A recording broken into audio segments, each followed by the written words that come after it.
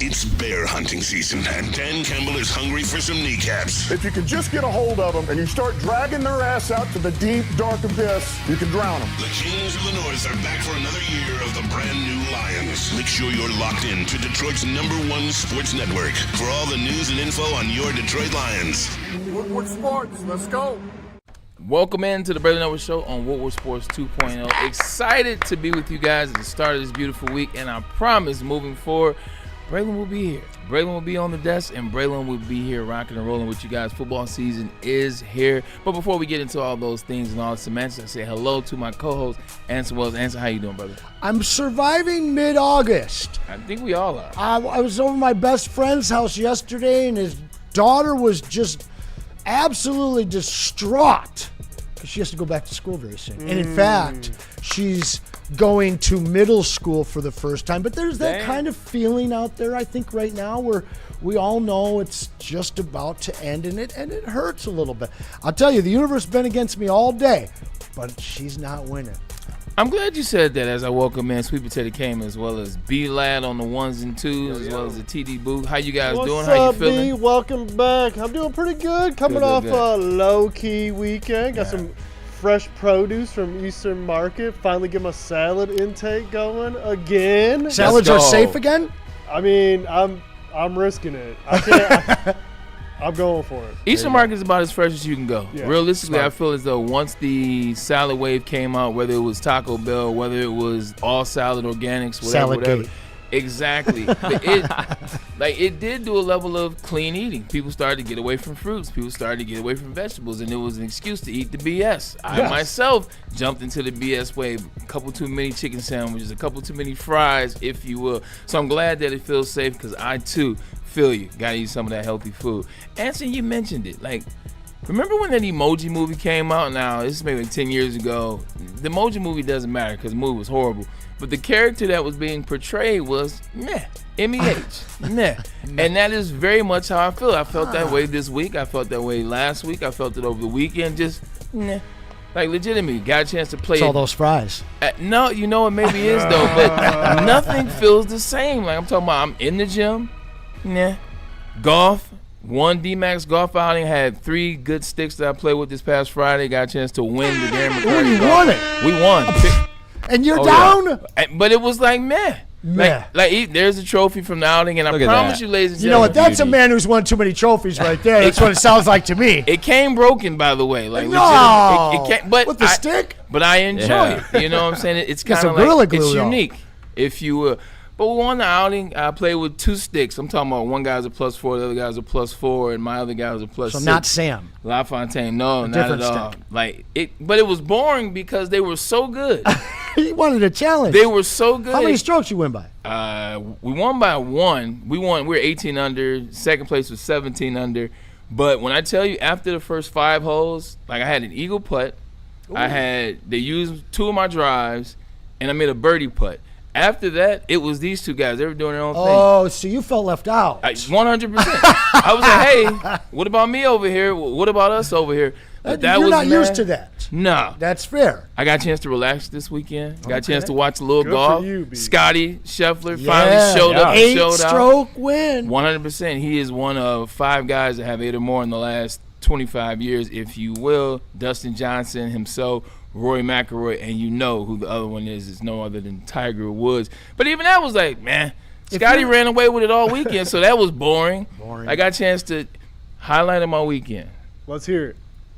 I got a call from Eric Soup Campbell, who was a wide receivers coach at Michigan when I was there. His middle name is Soup? No, his name is Eric. Soup Campbell? His name is Eric Campbell, but everybody call him Soup. I like that. Because of Campbell. Yes, I've imitated him a couple times on the show. Yeah, boy, you guys got to be a big dog. You want to play with me? Yeah. You got to be a big dog.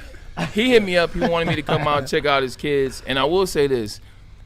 At Eastern? He's at Eastern. Today? This was Saturday. Okay. This past Saturday, I got a chance to go out to Eastern and watch practice. This was him watching the practice. It's tough for MAC schools these days.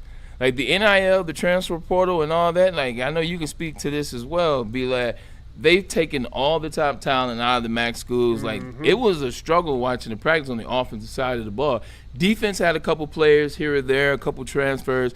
But it was sloppy. It was disorganized a little bit because they're poaching the best players and leaving those schools with that, man. So it's tough. I can only imagine what a lot of those other colleges are going through. Eastern, not necessarily the biggest college, but a Division I school, nonetheless. It used to be a destination of sorts from JUCO colleges, but now the cupboard is bare, at least on offense, man, with a player or two. The quarterback at Michigan State from a couple years ago, he was the backup when Mel Tucker was there. Kim, he transferred. Noah Kim. There you go. Yes. Noah Kim's now the starting quarterback for Eastern Michigan. Came from Coastal Carolina, but that transfer portal, as you see it when you get a chance to go see these practices up live and in person, is a real deal. And smaller schools are affected by it. It just got a whole lot harder for a MAC football team as well. They lost their athletic director. Oh. We'll talk about that. But, Western, it is tough on the MAC teams, man, because everything you have, the big guys are looking at. And it's not just the players, as we learned over the weekend. They're Bartholomew, or however you say it. It's a biblical name. Bartholomew. We'll talk about that more when we get Juice back. We'll do a lot on college tomorrow. But, yeah, Western lost their AD. He is now at my alma mater, Michigan State. But it's very difficult for those guys. And at the same point, you hope that it's just early in practices, and that's why they looked so out of sorts. Yeah, and that's what happens typically. Like, defense does typically kick ass in the beginning of training camp, and as you settle in, as the offense starts you're the Lions, find the cohesion. We'll get into that. We will get into that. How was your weekend? And we'll dive in that because I'm interested to talk about the game. Thursday was the game. I know you guys covered a little bit Friday, but I have thoughts. Everybody's good, though? Weekend was good? Yeah, man. I mean, did some more bounce houses. Shout out Gordon, who is everywhere like air. Woke up early in the morning to do the bounce house with me and then headed to Woodward, the Loop in Yaktown, Pontiac. Nice. And I don't know if you guys tuned in. We appreciate you if you did. We had the Dream Team, sans Nick, covering baseball with one Tom Mazaway, Broder, and Rogelio. And some good news, guys.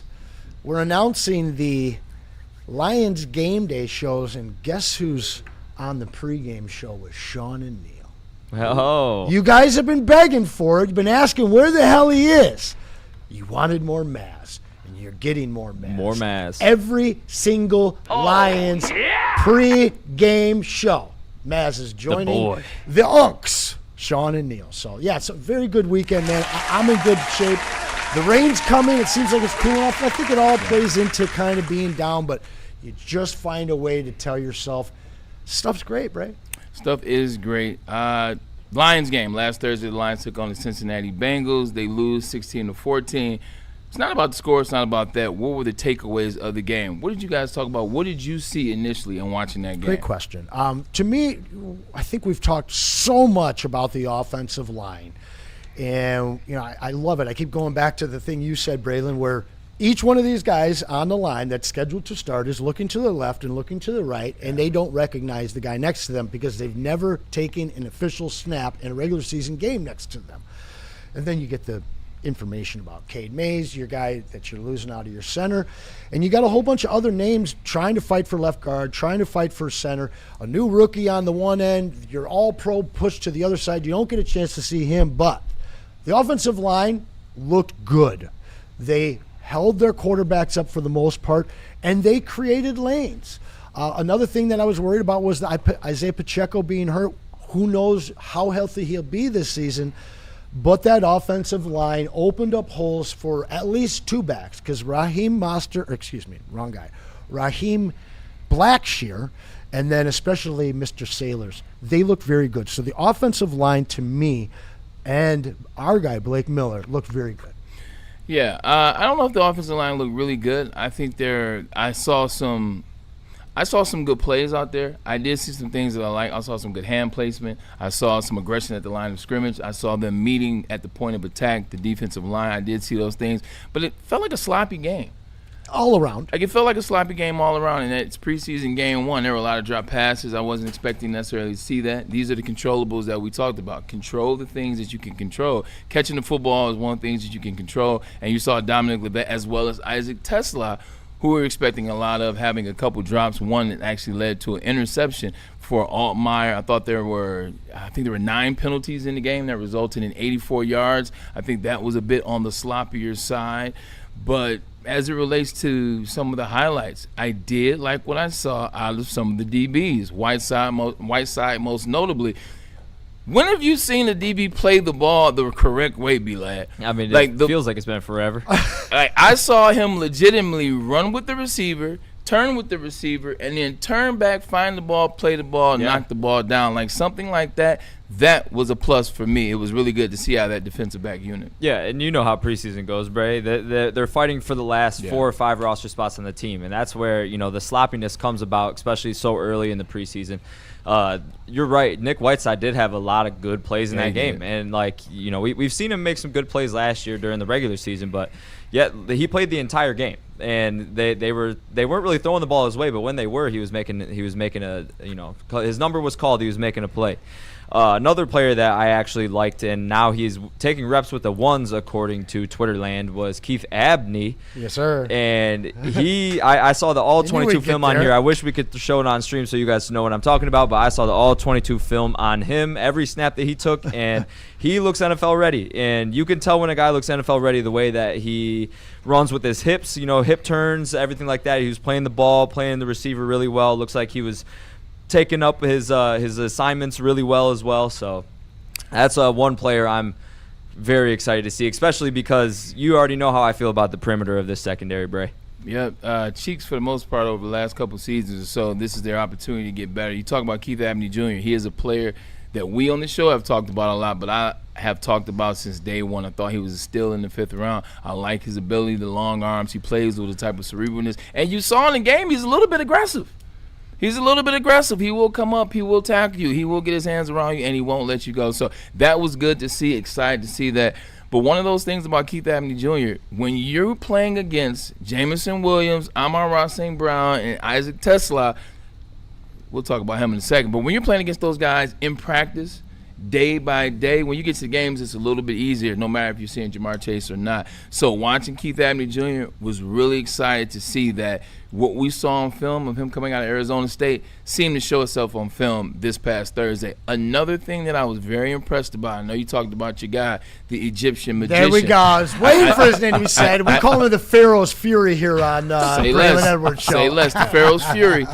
One thing I like, and I want you to get into it because I saw a little bit on the show, it was Devin White and the communication. We talked about this going into this game. I was excited to have Devin White as a player. He's a leader. He's a guy that's been communicated. You've seen what he did with the Tampa Bay Buccaneers. I want him to bring some of that. One of those sacks, I want to say it was the first sack that Hassanin got. You saw the communication coming directly from Devin White. Devin White let him know, hey, this is going to happen, boom, boom. Move your ass over here a little bit. He's able to move. He's able to shuck and shine. And when he got in there, man, he shed the blockers, got to the quarterback, and had a relentless play. But a lot of that stems from the communication from Devin White. I was extremely excited and happy to see that. Played a lot of snaps for a veteran player in Devin White, trying to show and prove that he belongs on his team and he's ready. And, speaking of communication, Hassanin communicated with his wife all week and told her, I'm going to sack Joe Burrow. And that's just what he did, Bray. Well, once, yeah. And then the second sack, he gets home, and it's a strip sack. Yeah, 4 tackles on the game. We know who our stars are on defense. We know what Mr. Hutch can do. We hope we see Aleem return to form. We know who the man in the middle is. Jack is going to be the guy. If we get our secondary or our safeties healthy, we know who those guys are. We needed to see some unknown players pop, and that's what we got. Keith Abney Jr., a guy that we've been talking about here, both Justin and Bray been all over him since he was drafted, and he shows out in game 1. But Hassanin is a guy that we were so excited about last year and just got cheated out of really getting a chance to see. So hearing about him 2 straight training camps and then actually see him pay dividends and not just kind of get home, but really look like he's going to be maybe AQM's replacement as a specialist that can get home to the quarterback. There were a few other guys that made some plays that were promising to me where I need to see a little more before I start putting him out there and say, hey, this is a guy that's going to, you're going to see him rotate in. I don't know if there's anybody that really said, okay, this guy's a starter outside of Devin White. And Devin White still sits outside of your starting linebacker core for now. And I think that that's really just a nod to the guys that have been there for some years, because when it comes to week 1, you know Devin White is going to be out there with his leadership, with his ability, with his motor. And what he did for us early on in that game, I'm looking forward to having for a full game. 1,000%, man. You talk about, in preseason, it's about who can make a play. It's about who can stand out, who can look a little bit different than the other guys. And obviously, Ahmed Hassanin, you saw that, the Pharaoh's Fury, he 1,000% looked that way. But Keith Abney Jr. as well. That fumble recovery, Keith Abney Jr. also had a forced fumble in that game. He also had 4 tackles in that game. So he was all over the place. He stood out on tape. And that is exactly what you want to see in spaces like that. Who stood out for the wrong reasons, B-Lad? Wrong reasons. I would have to say one of the left guards, probably Miles Frazier, in my opinion. There was just way too many plays there where whoever the running back was, I know Sailors got a couple big runs called back from a holding. Yep. We saw a little bit more pressure generated on the left side. Now, I will say Blake Miller did hold his own. I will say that on that whole right side was protected, but the left side had a little bit of concerns there. And it wasn't just Frazier, too. Mahogany was caught there a little bit, too. I know there was a deep ball to Tariq Black on the left sideline that was called for a hold or a push-off. I thought it was a holding, but they showed the replay on that, and it was Frazier just getting blown past, and they had to get rid of it pretty quickly. But, yeah, I would just say that the O-line just needs to be a little bit more consistent. As far as Ahmad Hassanin, though, is one thing that we talked about last week as well, Bray, is you can't teach motor.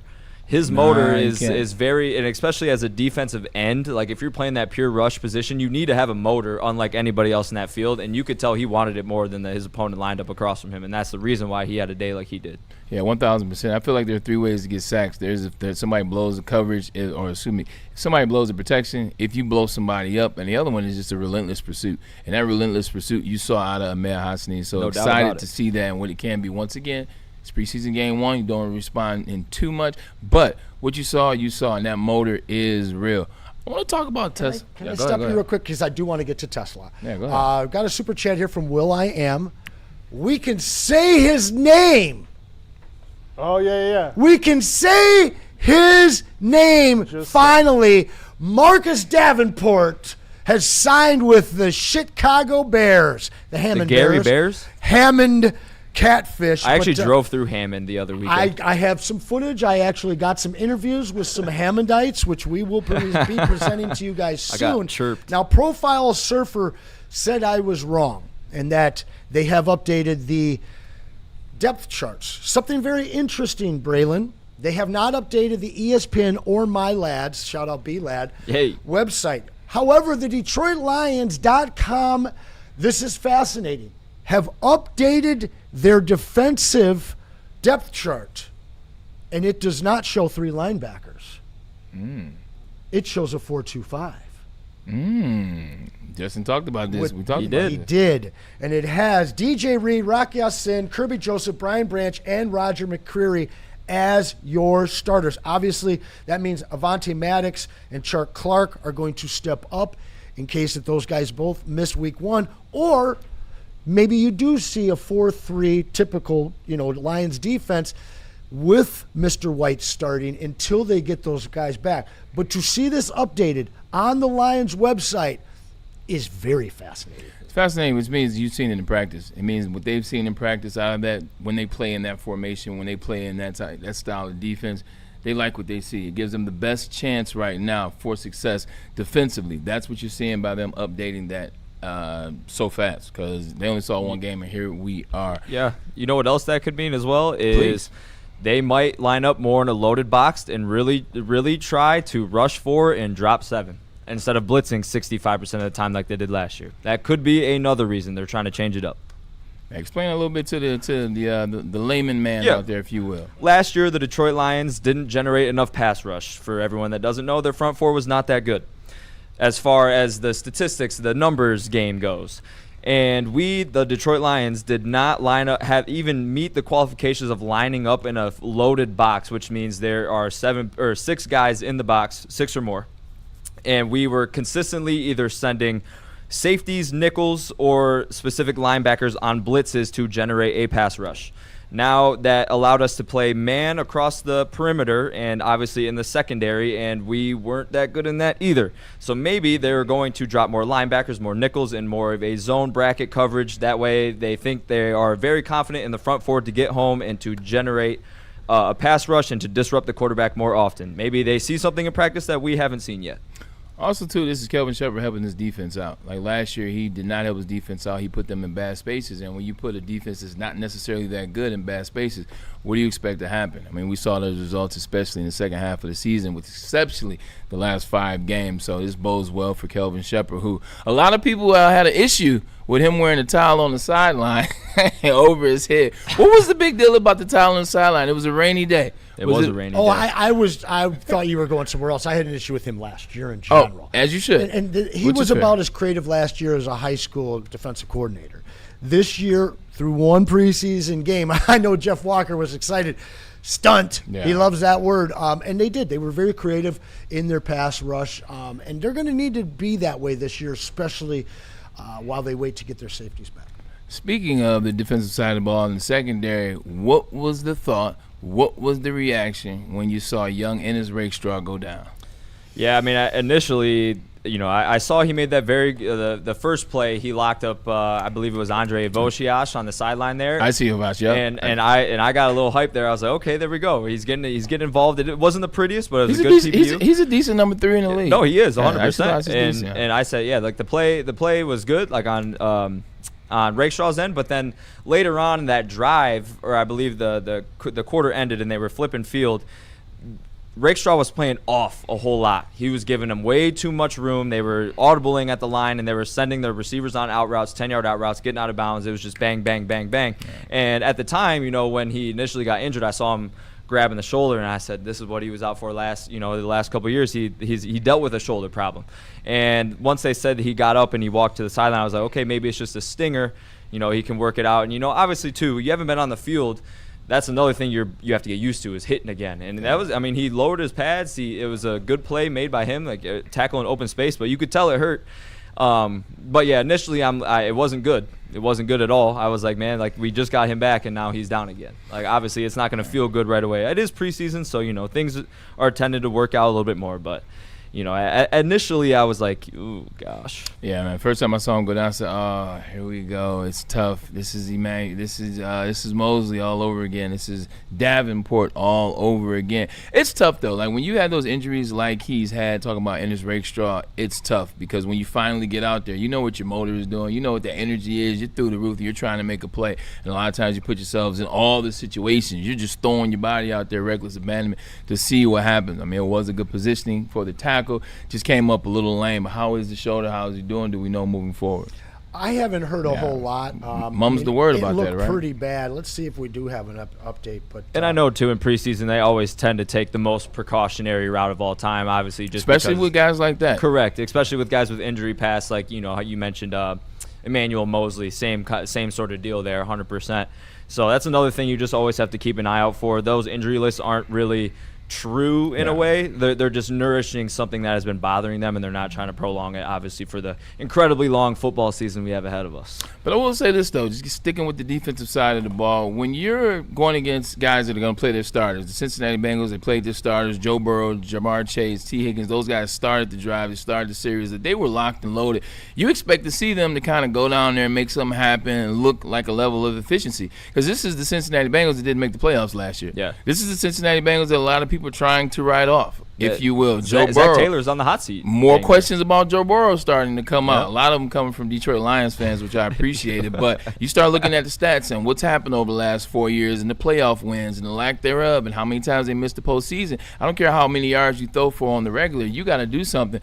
I thought they would come out and look a lot better than that. Part of that reason is because that defense flew around. That defense was in their face, and that defense came to play. It looks like they were out there playing for Shep. So I got to say, the energy and the intensity that you saw in that first half for the Detroit Lions, especially the first quarter, I liked it. I think they were on par with what you want to see coming off a season like they had last year, especially when you don't have a lot of your starters out there, whether they're hurt or they miss game one. Well, it's some good news. Both Derek Moore and Rakestraw have returned to practice, quietly returned to practice. Now, I got into it with Jeff on the post-game show.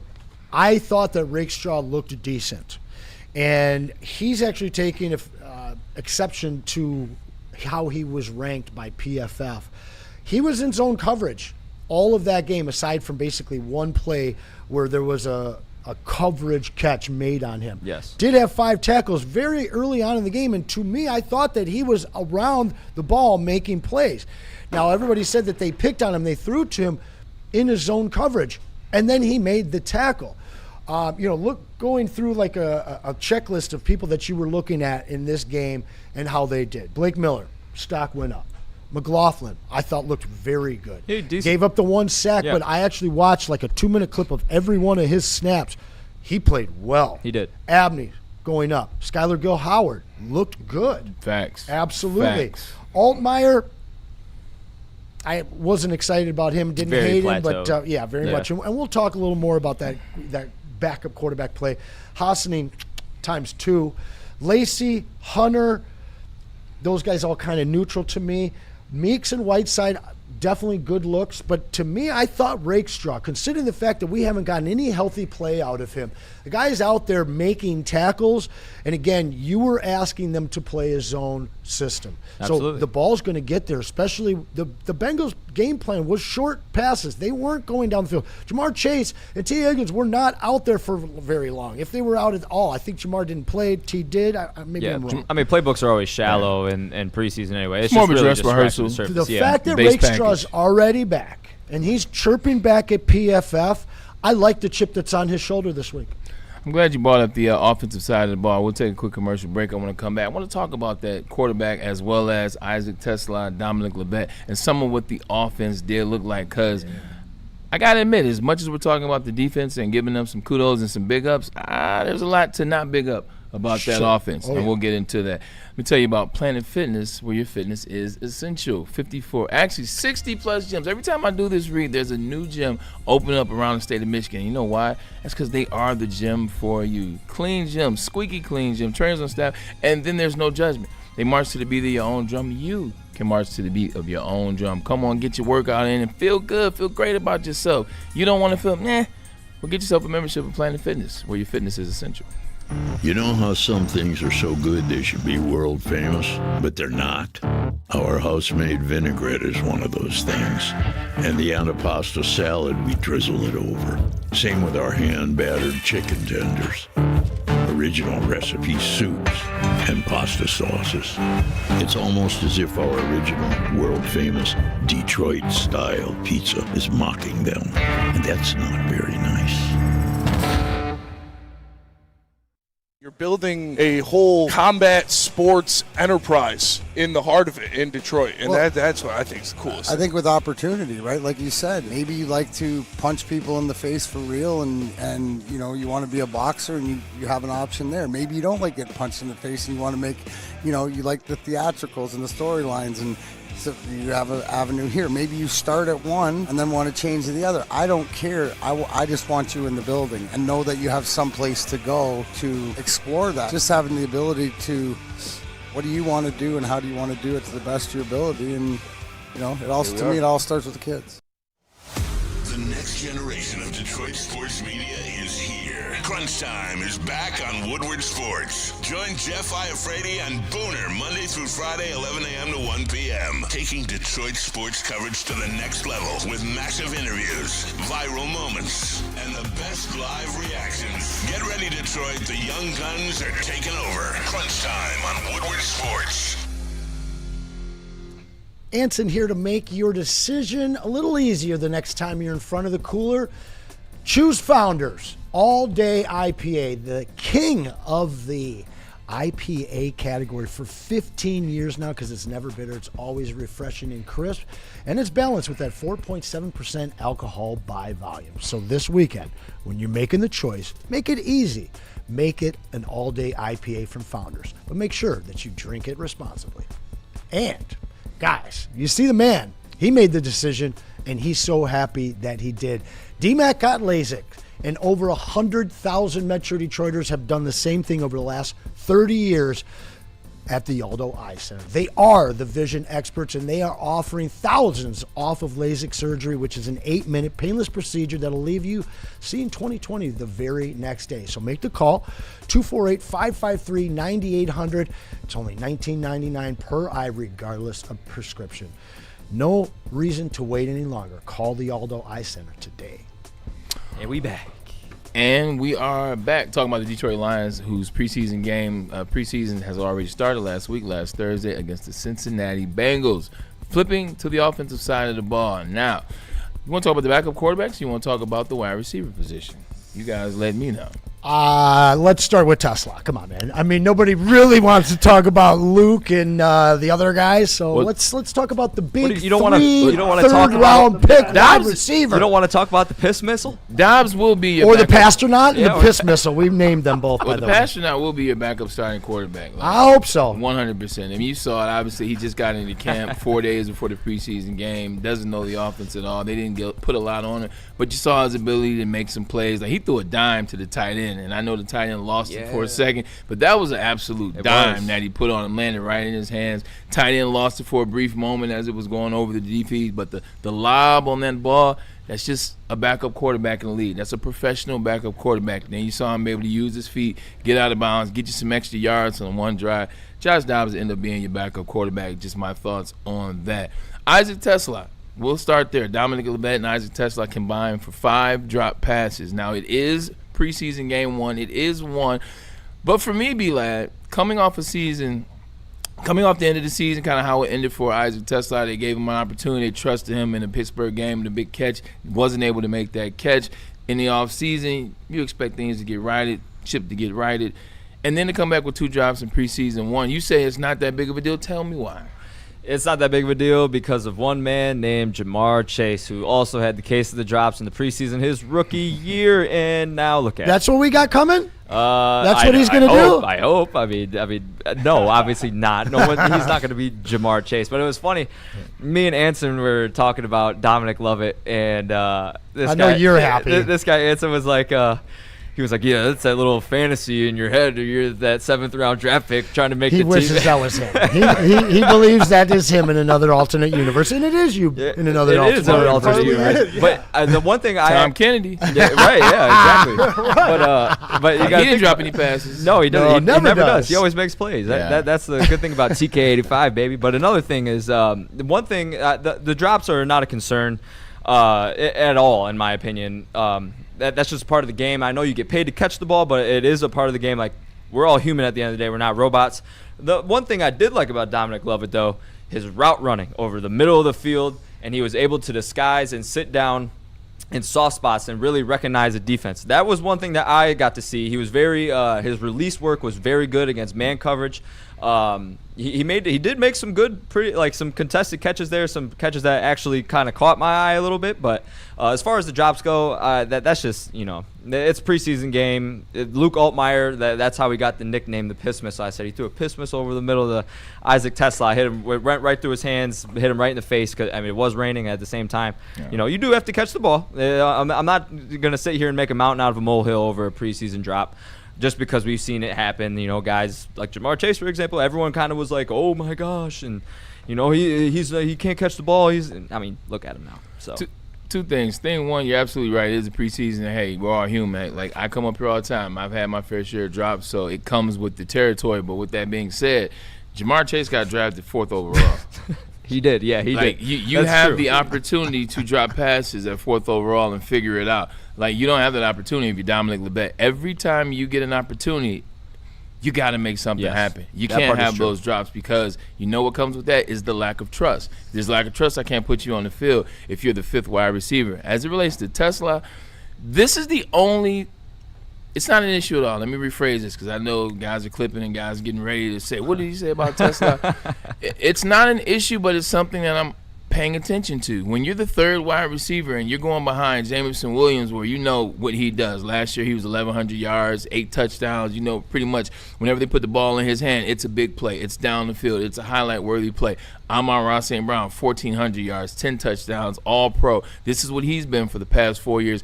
When you're going behind that and you're number 3, Every time you touch the ball, what are you trying to do? You're trying to make a play. No doubt. You're trying to be seen. You're trying to say, look, I can do it too. This is what I do. Every time we saw Tesla last year, here's a one hand over here. Here's a one hand over there. Here's one hand back in the end zone against Green Bay. Here's the pass against the Chicago Bears right before halftime when they blew them out here and put 50 on them. Like, we've seen all that. But we just need you to catch the ball. Yep. We need that trust factor. We need you to catch the ball first. Soup told me this. 1, 2, 3. See ball, tuck ball, and then you get up the field. Like I said, it's not a big thing for me with Isaac Tesla, but catch the ball first. I guarantee you so much good will happen if you just catch the ball first. He's a 6'4" frame. He can jump out the gym. He's athletic. He's strong. You'll be able to make some things happen. Just catch the ball first, because I know what it is. You want to make that play. You see Amon-Ra St. Brown doing his thing. You see J-Mo doing his thing. You want to be a part of that. Got to catch the ball first. Seems really common sense, Braylon. Just catch the ball first. It is until you get in that spot. Yes. Like, I've been in that space where, like, you get in the slot, you see man-to-man coverage, you know what it is. You know if I beat him, if I stem in, I'm going to the house. If I make this catch, I'm like, I see it in my mind. I know what it is. I know, all right, cool. Safety drop down. I know there's some room. I know if I catch this, I can break this tackle and go this way. You're looking at the end zone before you catch it. I've done it a million times. Me too. Like, everybody, not Larry Fitzgerald and Chris Carter, but outside and D-Hop, but outside of that, people drop passes. Trying to help that, you got to be able to focus on catching the ball first and then moving forward. The sky is the limit for Tesla, but you just don't want to see him come out game one when you're waiting to see him take that next step, and you hear things about him not necessarily living up to it. And at the start of camp, and then he has 2 drops. It was raining. That's why you see Kelvin Shepherd with the white towel. So we're not going to make too much of it. Just an observation. That wasn't the surrender towel? No, it was not yet. Not yet. It's too early in the season. It's too early in the season. One of the things that we talked about in the post-game show was he was the number 1 out there. No J-Mo, no Amon-Ra. Yeah. And you're asking him to do something that he probably hadn't done since Hillsdale, which is run high school more things than just the go and the fade in the end zone. So, yeah, I saw somebody in here saying he'd be more worried if Tesla had 1,000 yards receiving and no touchdowns, because that's what we want him for, is the touchdowns. However, this team drafted him to be more than that, guys. They talked about the 3-headed monster, and you guys keep mentioning that he's 3 third-rounders. If you're going to spend that, it has to be more than just a jump ball guy, a Martavis Bryant, if you will. And this guy, he showed you what he looks like in that role of, moving around the field and running a full route tree and being depended on a 2nd and 8 to try and get that first down. He was a little too big for him, but this is only his 2nd year, coming from a backup position at Arkansas, as you've mentioned, wasn't a starter there after he came over from Hillsdale. A bunch of you guys in the chat, I think you're hitting it. It's one bad game. It doesn't define him. Again, when he gets into the lineup and he gets into the game, in regular season games, they're not going to be asking him to do all of these routes. He'll be much more comfortable in what he's doing. But it's great for him to go out and have some growing pains and realize these are deficiencies in my game. If I'm going to be the number 2, heaven help me, the number 1 on this team, there's a whole lot of things I got to get better at if I'm Isaac Tesla. I do hear you. It is just one game, but realistically, this is the game that you get paid to play. You're talking about a guy that is in year 2 and a guy that the ceiling is 4. I remember being in training camp, and I remember when the starters weren't on the field, we're watching closely, see what the 2s and see what the 3s do. Like, you're like, oh, shoot, let me see. Okay, let me see what my boy going to do. Ooh, drop. All right, come back to sideline. It's all good. Come on, we'll get back. We'll get the next play. Then the next play is a tip pick. Like, you start looking at those things. So it is one game. It is preseason. But this is a guy that you expect a lot of. This is not a guy that was drafted in the 9th round and you're like coming in, you're like, we don't care about him. He'll just a throwaway. This guy won't be here. This is a guy that you have high expectations for. So I'm trying to have expectations for him. A very disappointing outing for him. Don't get me wrong.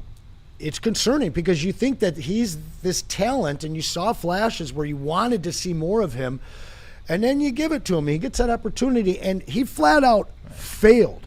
And then I think they stopped going to him because of those issues. He had the opportunity for a 100-yard day. He had the opportunity to be the star on the offense opposite Hassanin on the defense, and he failed. Hopefully he's better this week. Sailors. What are we thinking about Sailors? I think there's mixed review as it relates to Jay Sailors. What did you say? You're a big Sailors fan, so I'll let you go first. I'm not necessarily a big Sailors fan. I think that's somewhere over here, but I do think is that Justin? It's Justin. I think B-Lad likes him. Yeah, I know the heavies are big fans of him. Okay. They call him Sailors or whatever they call him. But for me, listen, this guy is your poor middle-class version of Jahmyr Gibbs. He's not your thumper. You asked him to go in there, and I think that if you lose Jahmyr Gibbs for a quarter or even have him help us a game, this is a kid that can go in there and do a pretty good job of mimicking the things that he does as a pass-catching, quick twitch back. My issue isn't with Sailors, though, because he did look good. And it's not even with Raheem Mostert. I think that he kind of looked good and did have a little bit of thump. They got no thump until Pacheco comes back. I didn't see it. And as we know, Kyle Robichaud was waived in the last 24 hours. I'll just mention it now. Travion Williams, a guy that I do like, used to be a Bengal, was signed by the Lions. So he, to me, isn't a thump guy either. I'm really concerned, even though I thought that the running backs looked good over the weekend, Bray, about that thump, that big back that's supposed to replace Monty. There was a big signing in the NFC. We'll talk about that later, too. I guarantee you that's one of the things on your quick slants, and it better be. The Dallas Cowboys getting a little bit better. But getting back to Jay Sailors, what's your thoughts on Sailors? Because I watch him and I'm like, you want to know what my thoughts are on Sailors? Yes. Zach Zenner. Okay. Spinning image of Zach Zenner. He was fun. Yeah, he was fun, and I'm not bad mouthing him when I say that in the slightest bit. But he runs exactly like him. One cut, hit the hole, go. He'll break a couple tackles like that. Like, he gets what you need to do. And I thought he did the most with what his number was called, especially with the offensive line in the shape that it was and who he was running behind. Because that's huge. But he was able to reach a second level a couple times there. I don't think it was him, but I did watch some of the pass pros. I don't think it was him though. But some of our RBs did struggle in the pass pro. I think that was Robichaud. Struggled a little bit in pass pro. But other than that, I thought he played a decent game for what he was given. Yeah, you know what I think? I think the issue when I'm watching the running back room, Sweet Potato Cam, tell me if I'm wrong, I now know who is not the backup running back, and I am now holding every single running back to that standard, and that is David Montgomery. There is no David Montgomery, and when I see Isaiah Pacheco miss time, he has another knee sprain, same knee sprain that he had last year. Now you're trying to figure out who can be your third back, who might become your number two back, depending on the health of Isaiah Pacheco moving forward. And I just don't see it. And maybe it's not fair to Jay Sailors, but when you knew you had that number two back and David Montgomery was a different thing, and I feel like right now they are basically auditioning that number two role. If Isaiah Pacheco can't go, I don't feel comfortable with that is. That's just my thought. I feel it, yeah. I want to see Pacheco out there, but I feel like he's so dinged up and he has mad tread loss on those wheels there that they're already anticipating him not hanging around this full regular season here. So I feel like you're correct, B, and Sailors just might not make the cut. I want to see Vaki get touches, though. I'm glad you brought that up. I'm glad both of you guys brought this conversation up. Are we still thinking Vaki's a running back? He's not a running back. I don't think he is, because there's people in here talking about him, and he's a fixture. He's a special team. Yeah, he's your captain. He's your captain. Yeah, and that's a real thing. You see what who's the guy? Slater. What's his Matthew Slater for the New England Patriots. He's a wide receiver by trade, but he's caught maybe one pass in the last 6 years. But you know what he does? Hell of a gunner. He is a hell of a gunner, hell of a jammer, hell of a pump block. Like, he is a special teams demon, as we used to say. He's your ace on your punts. 100%. If you want to fake him. He made the Pro Bowl. He played in the Pro Bowl 8 years in a row. Yeah. Like, I don't need Sione Vaki to be a running back. I don't need Sione Vaki to be a strong safety. I need him to be a demon on special teams. I wouldn't mind seeing him on all three, but you're only going to see him in special teams. That's the deal. Now, T. Twert's been bringing up a bunch of good stuff in here. He mentioned, it was him or somebody else. Oh, yeah, T. Twert. There is a homecoming this weekend in Detroit because Netflix just got signed by the commies. Craig Reynolds is now a Washington Commander. Yeah. Listen, there is some concern with the Lions. I think that you touched on it a little bit, Cam, in there. And the fact that they bring in Travion Williams means that they're not completely happy. Even though you see Sailors go off for 6.9 yards per carry, I think they're a little concerned not only about him and the rest of that third and deeper cast of RB3 and deeper on this team. But I think they're worried about Pacheco. And Pacheco, again, nursing that MCL, same thing that he's been dealing with the last year. This guy has not been healthy for now a third year possibly. This is the question. If Pacheco goes on PUP, he misses the first 6 weeks of the regular season. Are you guys happy going in with Sailors as your number 2? Maybe it's Raheem Mostert, or not Mostert again, I'm doing that, Blackshear. Is he your thump back? Is Travion Williams the guy that they're bringing in to be that? Do you still have to go out and find a guy? Because I think that if you go into week 1 without some sort of a replacement for the way that Monty ran, you just can't have a bunch of guys that are waiting to back up Gibbs on this team. They can't be in that same mold. We don't have a guy that's in the same mold as Pacheco. What do we do if that guy's starting the season on PUP? We got to go and figure out. We got to figure out a situation. We got to figure out another running back. Free agent. 100%. Like who's sitting out there? Who's in free agency? Somebody that may have not made a camp that had 2 really good running backs. And the reason why I say that is, look, man, like you've had the luxury of having David Montgomery for the past 4 years here in the Detroit Lions. And if you don't have him this year, Isaiah Pacheco banged up is not going to be David Montgomery already. Your third running back, Blackshear or Sailors, they are not David Montgomery, and they are not a serviceable option to Jahmyr Gibbs when he's not in that game. The defense won't fear him. They won't look at him the same. It'll be a different type of situation moving forward. So I wouldn't be a huge fan of that. But it's just me. Maybe I haven't seen enough. Maybe I don't know the kid. No, I think you're right. I think you're right. And I like these other guys as our 3. And I like Pacheco as our 2 if he's healthy. Yeah, and that goes back to the Detroit Lions when you look at the situation when, regardless of how the conversation went down, whether it was Dave Montgomery came to the Lions, whether the Lions went to Dave Montgomery and the thing didn't play out, once you realized that you were going to make this move, you were going to trade him and he was no longer going to be there, you got to do right by him. You got to bring in somebody that creates that same type of spark, if you will. When David Montgomery's in there, man, you know what he's going to give you. He doesn't necessarily need the best offensive line to make the plays. He can do all the things that Jahmyr Gibbs can do except for run 4-3. You know, you talking about he catch out of the backfield, run between the tackles. He can get up the sideline. He can block. He's your best pass pro pickup as it relates to blitzes and things of that nature. So there's a lot that left when he left, and I don't know if the Lions did a good enough job bringing it in back. Well, and you get a deal in moving him, you get a little bit of trade capital, and then you save money by bringing in Pacheco, which allows you to focus on other positions. But this is that Emmanuel Mosley, Marcus Davenport. Can we get a guy who's been injured on a cheap rate and then just have him bounce back and be the guy he was 4 years ago, 4 seasons ago? Monty's such a big part of what you did. And when you failed last year, it's because you didn't use Monty. In my opinion, maybe I'm wrong, I think most fans believe we needed to see more Monty, even though everybody started the season, this is Gibbs' breakout year. Now you're all asking for the same thing. Give him the most money, have him get 375 touches, have him break the records, go 2,200 total yards. That's not going to win you games. It's the combination. It's the 1-2 punch. It's bringing in a guy that's going to run over the defense in the fourth quarter like Monty did so many times that wins games for this Detroit Lions style. And I'm worried that Isaiah Pacheco is not going to be the contributor this year that Dan and Brad signed him to be. All right. Yeah, I don't think he's going to be.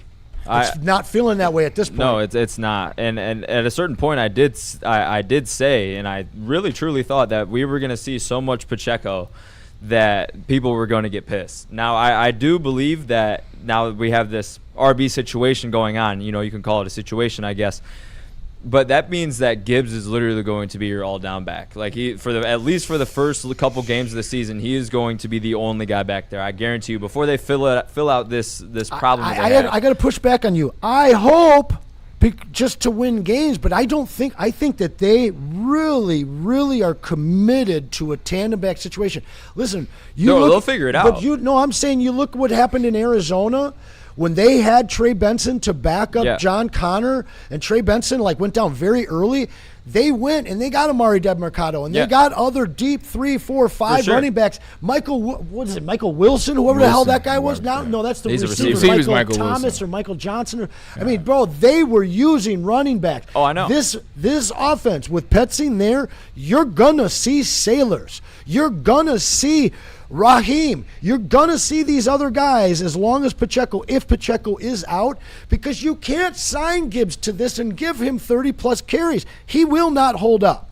Yeah, I mean, that's the thing is I feel like this is the same kind of situation as the guard situation goes. I feel like the guard is going to, or is a free agent right now, or he's on another team. I feel like the running back is like a very similar circumstance. I did see Najee Harris actually has a workout with Najee. He has a workout with the New York Giants. Unfortunately, I think Tracy might be a cut candidate or something. Tracy's kind of he's more not a of the thumper. same. He's not a thumper. Yeah, he's a heck of a receiver, though. Yeah. Travis Etienne Jr. was a running back that I was looking at in the offseason. Who did he sign with? Saints. Nice pickup. Yeah. Saints. Him and he got a bag. Him and Kamara. Yeah, 100%. He definitely got a bag. Look, let's take a quick commercial break, and we'll come back with more conversation on the Detroit Lions. Also, we will touch on the Tigers in the second hour. Got swept over the weekend, but it's not over. But I'm not necessarily feeling the same as I did 2-3 weeks ago when they were hitting these numbers. You're like, oh my God, they got swept. Now it's kind of like, yeah, they got swept. They're still in it. It's not that big a deal. I wonder if it's because, stay tuned, we'll have more when we get back. Give me a message in from Water Hazard. Sweet potato Cam. You betcha be lad, whether you're at Art and Jake's or chilling on Belle Isle. Check out Water Hazard, Founder's very first canned vodka cocktail. At 5% ABV, it is citrusy, refreshing, and gluten-free. Best served over ice with a slice of lemon. Get $5 cans at any Art and Jake's location in Michigan on Mondays, Thursdays, as well as Sundays. Please drink responsibly. Hunting season is almost here, Detroit, and your Lions are on the prowl. Make sure you're locked into Woodward Sports for all the Dan Campbell reactions, Jared Goff touchdowns, Amon-Ra first downs, Penny pancakes, Kirby picks, Gibbs big plays, and of course, Jack Fox's leg. Stay locked in on all your Lions coverage right here on Detroit's #1 sports network, Woodward Sports. Some days call for light, others lean bold. What about everything in between? All Day IPA, the easy choice for every day. Citrusy, crisp, refreshing. Flavor you can float with. Light on the hops, big on refreshment. One's great. Two, even better. Brewed with you in mind. No shortcuts, no fuss. Big on flavor, never too much. All Day IPA. Hop into easy. Finally, life-enhancing LASIK surgery at a price you can afford. Michigan's most experienced eye surgeon, Dr. Yaldo, is offering the most advanced LASIK at just $1,699 per eye, regardless of your prescription. Imagine not just being free from contacts and glasses, but actually seeing better without them. This limited 2026 spring offer is thousands less than others charge. Go to YaldoEyeCenter.com for your free evaluation and save. Game is won in the trenches, and our big fellas don't mess around. The Woodward Heavyweights on Woodward Sports. Hey guys, it's time to make the call. You've been waiting, you've been delaying, you've been procrastinating, making excuses, but you want to change your life. And the #1 mortgage broker in Michigan is ready to help you do exactly that. I'm talking about Mortgage Pros. We were out there a couple months ago for their 4th annual block party. I know I mention it every time, but it's worth mentioning because it was awesome. The employee culture was top notch. Everyone was super happy. I have some friends that work there. It changed their lives quite literally. We met their ownership. Fantastic. This is the type of place you want to work. You want to bust through that ceiling? Make the call today. 248-416-1361 or visit them at mtgopros.com to find out more information firsthand. They're in Troy. They're close. They're central to everything, and they're ready for you. They want you. Make the call today to Mortgage Pros. And another call to make, guys. This one you can make right now if you're hungry, or just wait for dinner tonight. But either way, we want to save you $10 when you reach out to the original Buddy's Pizza, doing it 80 years. You already know it's not a secret in Michigan. And the secret about that Detroit-style deep dish, it's a secret no longer. The rest of the nation has crowned Detroit-style deep dish as the #1 pizza in the nation. Hell, the world. It's in the world. They got Detroit-style deep dish in freezers at the supermarket in Thailand. That's a real fact. and we want to save you that $10 off. You see the code there, WWS26, a.k.a. Woodward Sports 26. Enter that in there, and you're going to get $10 off of your $50 order. And my man Braylon about to walk through here with something crushing, guys. But you see it there. Get yourself some Buddy's Pizza tonight. Make that call. And get this Jahmyr Gibbs jersey on Friday. You don't have to call anybody for that. You just need to super chat. Every super chat, each $2 is going to get you a spot on that prize wheel, which we spin on Friday, guys. So you remember the 3 S's. Smash the like, super chat to get your opportunities to win. And right next to that like button, you know the share button. Get that link and share it to your fantasy football thread. Share it in your work email. All company, do it. Help us out. We love your support. And get those super chats. Get them in so that we can read them throughout the show. You guys help us push the show. And then remember, last thing, one day this week, not Friday. One of the next 3 days, I'm going to be doubling the spots on the wheel. So make sure you show up every day this week, guys. We are official. Told you guys it was in the building. We just had a matter of bringing it out to the show. This is the jersey. I tell you what, man, this material is legit. So, do you like jerseys? A little bit more expensive than they used to be too. Oh yeah, this is the real deal. So, I wonder if there's, the 0 versus the 26. Would you want this? I love the 0. I think the 0's sick because 26 to me is not a good running back number. That's like the third string running back. Le'Veon Bell wore 26. Okay, there's a good. Was he 25 or 26? He's 26.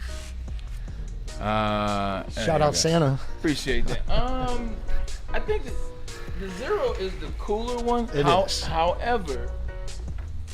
However, if you were trying to be nostalgic, tell me when he first got drafted, what he did when he kind of became Jahmyr Gibbs the first 3 years. All right, might get that. You putting that next to the Kobe 8. Huh? You putting that next to the Kobe number 8 instead of the Kobe 24, right? The 0 goes to the 24. Like right. I'm just saying you got to watch when you compare. Comparing? Oh, I'm not comparing them. I'm just comparing numbers by superstars. Yeah, 100%. He's got some years to go. Yeah, he's got some years to go for that. But no, this is a jersey. This is legit. It is here. And he needs a chip. Got to have a chip. I missed the 26. Kobe had, what, 3 of those? 5 of those, bro. No, 3 of 8. Oh. 3 of 8 and then 2 of 24. Yeah. As it should be. No, 1,000%. And we are back. I told you to call to action. We are here. The jersey is here, ladies and gentlemen. So get the super chat. Oh, they're coming. Should we get to them? Dante 151, $10. Go ahead. What is funny is that the morning show is afraid of the secondary. Afternoon show is afraid of the offensive line. Late afternoon show is afraid of the running backs. What are the heaviest afraid of? Jared Goff. They're afraid of Goff. Which makes no sense. And Stick. and those are all, unfortunately for the Detroit Lions, how the seasons play out, we won't get these answers until the season starts. Like, we won't see it in training camp. I promise you. Like, we won't see the answers that we want from the offensive line. You're not going to see the answers that you want from the running back. You're not going to see the answers that you want from the defensive backs. You might see that. You might see the defensive backs, but it's going to be when that season starts, when the ones are playing, when the ones are out there, when you got a number 1 defensive coordinator calling defenses or number 1 offensive coordinator calling his offense, calling his plays, calling his scheme based on where he see your deficiencies are. The biggest concern for me will be the offensive line. The offensive line is the concern. A lot of those other things are fixable through other play. Defensive line, linebacking core, that can help out the secondary, if you will. The running back core, guess what? Your running back, his jersey is right here. It's Jahmyr Gibbs, and you have a list of wide receivers to help out in that manner. But the offensive line, the offensive line is the unit, it's the group that has to keep progressing throughout camp. They have to figure out, 1, who are the 5? Let's identify the 5. Who are going to be the 5 guys? Who's going to be left guard? Who's going to be at right guard? Who's going to be at center? Who are we leaving in there? Because we're also now hearing out of camp that, what's his name? Tate Riley's just taking snaps at center. Yep. Yeah. Fact. We're also and Scruggs and McLaughlin. So that for me is, if you want to talk about a place of worry is the offensive line. The DB and the running back, that's just conversation for me. That offensive line is actual worry that I'm waiting to see what it looks like. I actually like this topic. Yeah. I'd love to go around and have you rank your 3 biggest concerns and worries here. Real quick, though, talking about that jersey, Michael Wary, $2 super chat. I got the grade 26, but that 0 is fire. That 0 is fire. For me, yeah, Pacheco's a concern, but it's not my biggest concern. You have so much money invested in your offensive weapons, your offensive line has to work. It has to work. You watched it fail this team in the last 5 weeks of the season last year. Yeah, your defense was bad, but your offense was against teams that you should have been able to score enough that would have overcome your bad defense. So number one for me, absolutely, is that offensive line. Number two, it's the secondary. I really thought Kirby was going to be there week one. I don't know if Kirby's going to be there for 1 week at this point. And I don't want to get all crazy because everybody was saying that I was trying to do rage takes with my Kirby Joseph. I'll be honest with you. In the middle of me talking about Kirby Joseph last week, I caught fire because I started going back and I'm trying to channel my internal Maz now, because that guy's been around. He's got so much experience that he looks at things differently than a lot of us young people do, especially the younger guys at this network. I didn't think Monty was going anywhere. When we were hearing the reports last year, he knew he was gone. Yeah, I did. He knew he was gone. Well, and you understand that coach speak because you've been around it a lot better than most of us do. And I'm looking at this Kirby Joseph stuff, and it all lines up with the guys that just melt down. All of those things are bad injury, and then bad social media, bad attendance, and the next thing you know, they're out of football. I hope that doesn't happen because I love Kirby Joseph, both as a man, a guy that's spitting hot takes, and as a football player. But him mainly, as well as the Terrion and everything else, I'm really worried about that because it's been a problem. As long as this regime's been here, they've never put the money into the defense, especially the secondary. Third, I guess it's the running back. I guess it's Pacheco himself. But I can't put him at number one. That's an interesting take, though, from Dante, because I do hear all the shows harping on different things. Where do they line up for you after offensive line? Offensive line is number one. It will be number one because the offensive line is what got you here. The offensive line got the Detroit Lions to the point where you feared that offensive line, you feared that offense, and you feared that protection unit. Them and the Eagles were the best offensive line unit in the league for 4 years.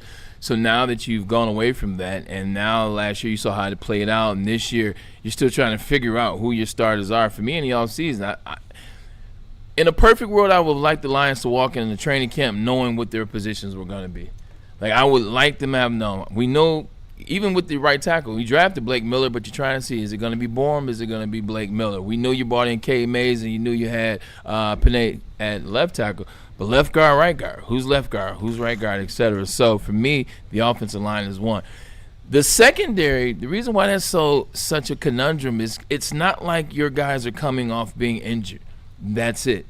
They're coming off a degenerative knee injury, which we can't get a legitimate scope on. We can't get a legitimate answer about or a legitimate feel. Whenever I hear degenerative, it's almost like the microfracture injury that happened to a lot of basketball players. Sure, Penny came back. Sure, Amari Stoudemire came back, but they were never the same version of themselves. In fact, a lot of them had to end up retiring early because of consistent issues with that knee.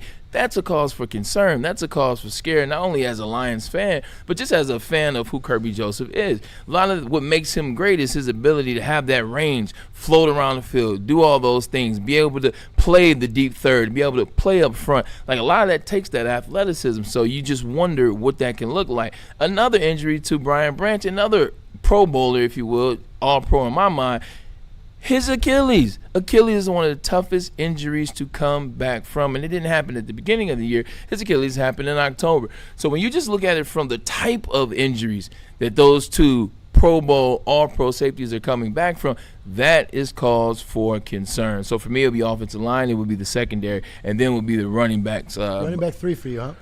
By committee, yeah, because I think you got to keep Gibbs fresh, man. And it wasn't even just keeping Gibbs fresh.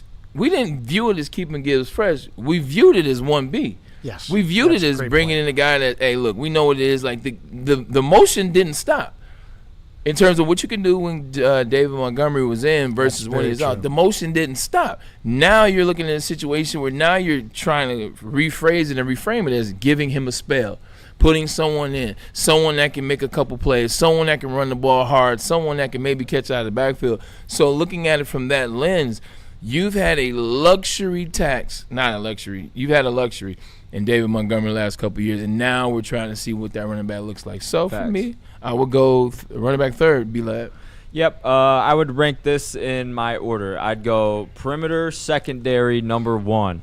The only reason why I say that is because of the injuries, like you had mentioned. Our safety room is up in the air right now, but our corners didn't really show all that brightness. And I know that, injuries killed us, and we had the Legion of Whom out there last year in the secondary. But, I mean, show me so I can, I'm sick and tired of, talking about how bad it was. I just need to see them produce and perform. We have so many question marks right now, but that is my number one.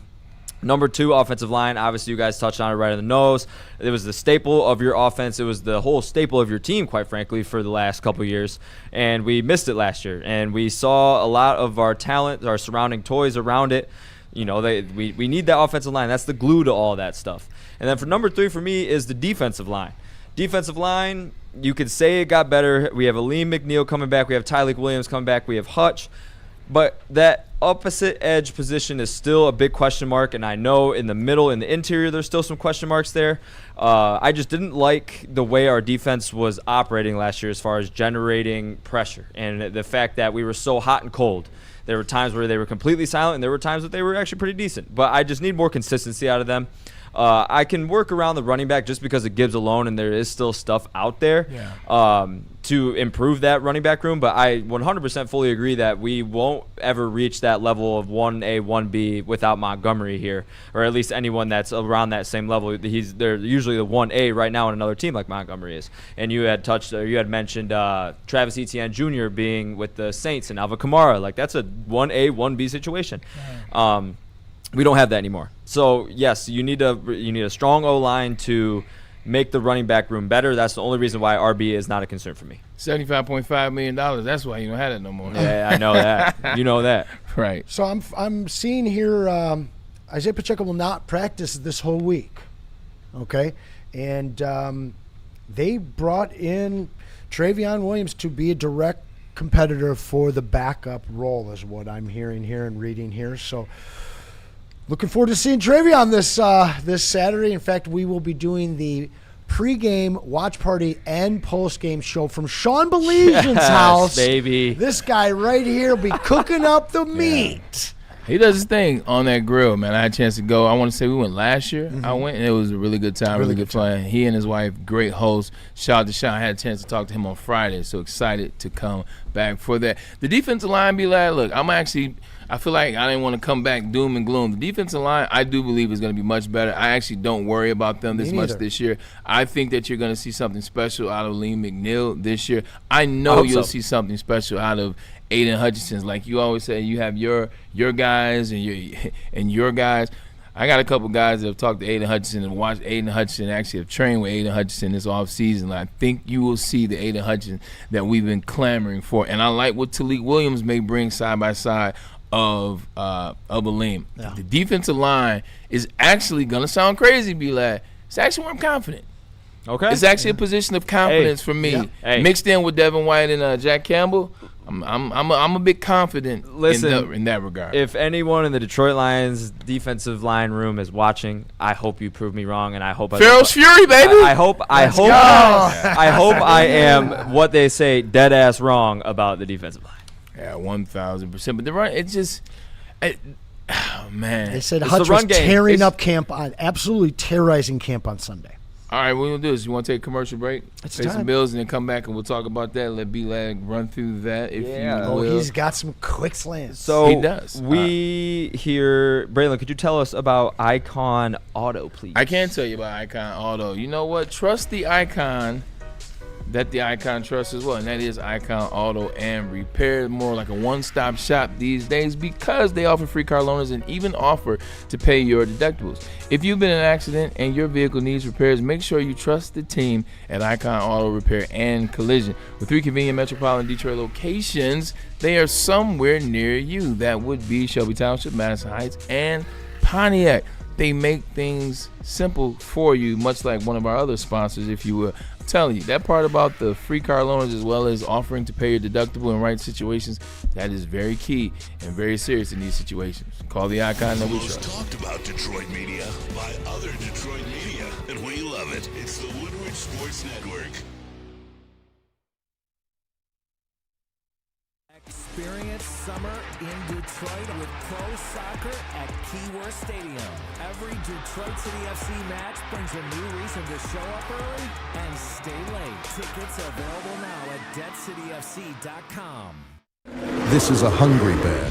This is Carl and Jeff. Carl isn't worried because he has focused energy to spare thanks to Thrive energy pouches. Jeff didn't use Thrive when Carl offered. The bear is happy about that. Don't just survive, thrive. Jahmyr Gibbs, breakout season, loading.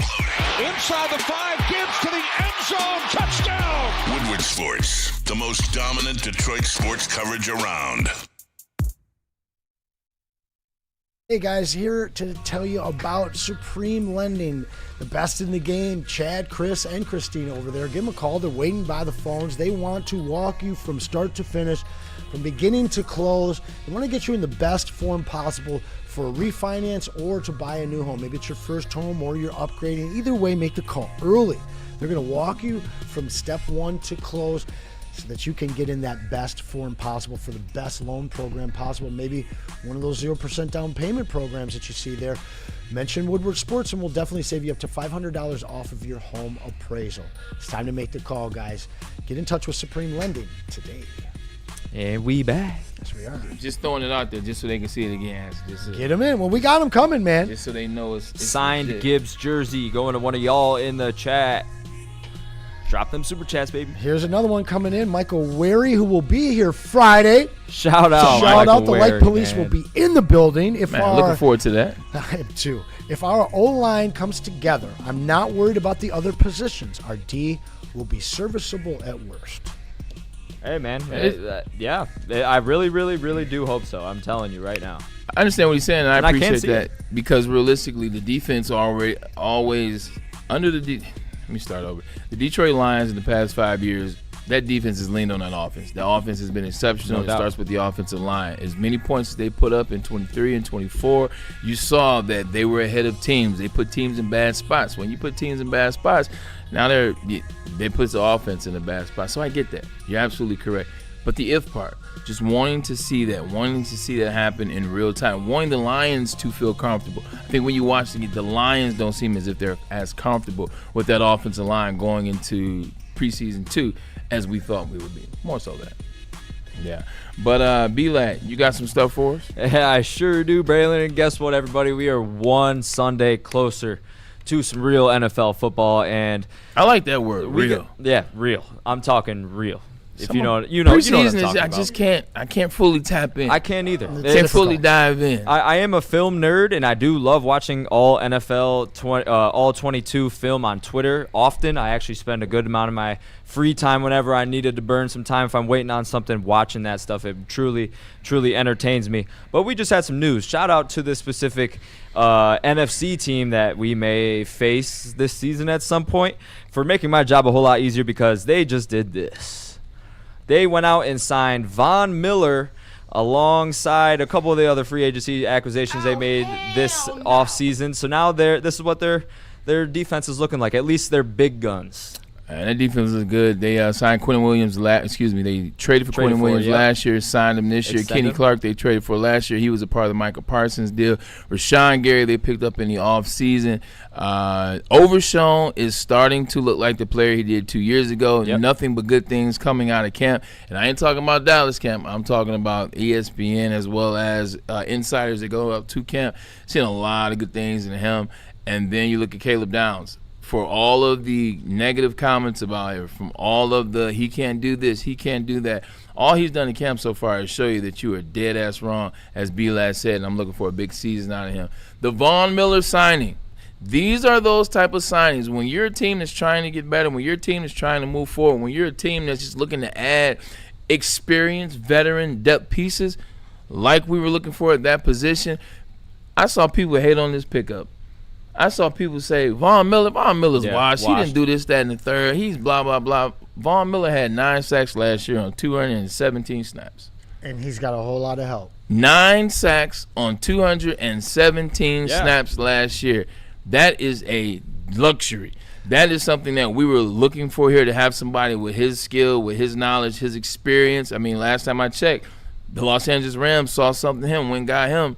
He had those same 9 sacks for them, and they won a Super Bowl. Even the Buffalo Bills, where it didn't necessarily work out, had those same 10 sacks for those guys. So this is a really good pickup. And the thing I like most about this pickup is Dallas has struggled with leadership. That's what Dallas has struggled for the last 5, 6, 7, maybe even since they stopped winning Super Bowls, is the leadership aspect. You bring in Von Miller, you bring in a guy, he understands the locker room, and he has his Super Bowl MVP.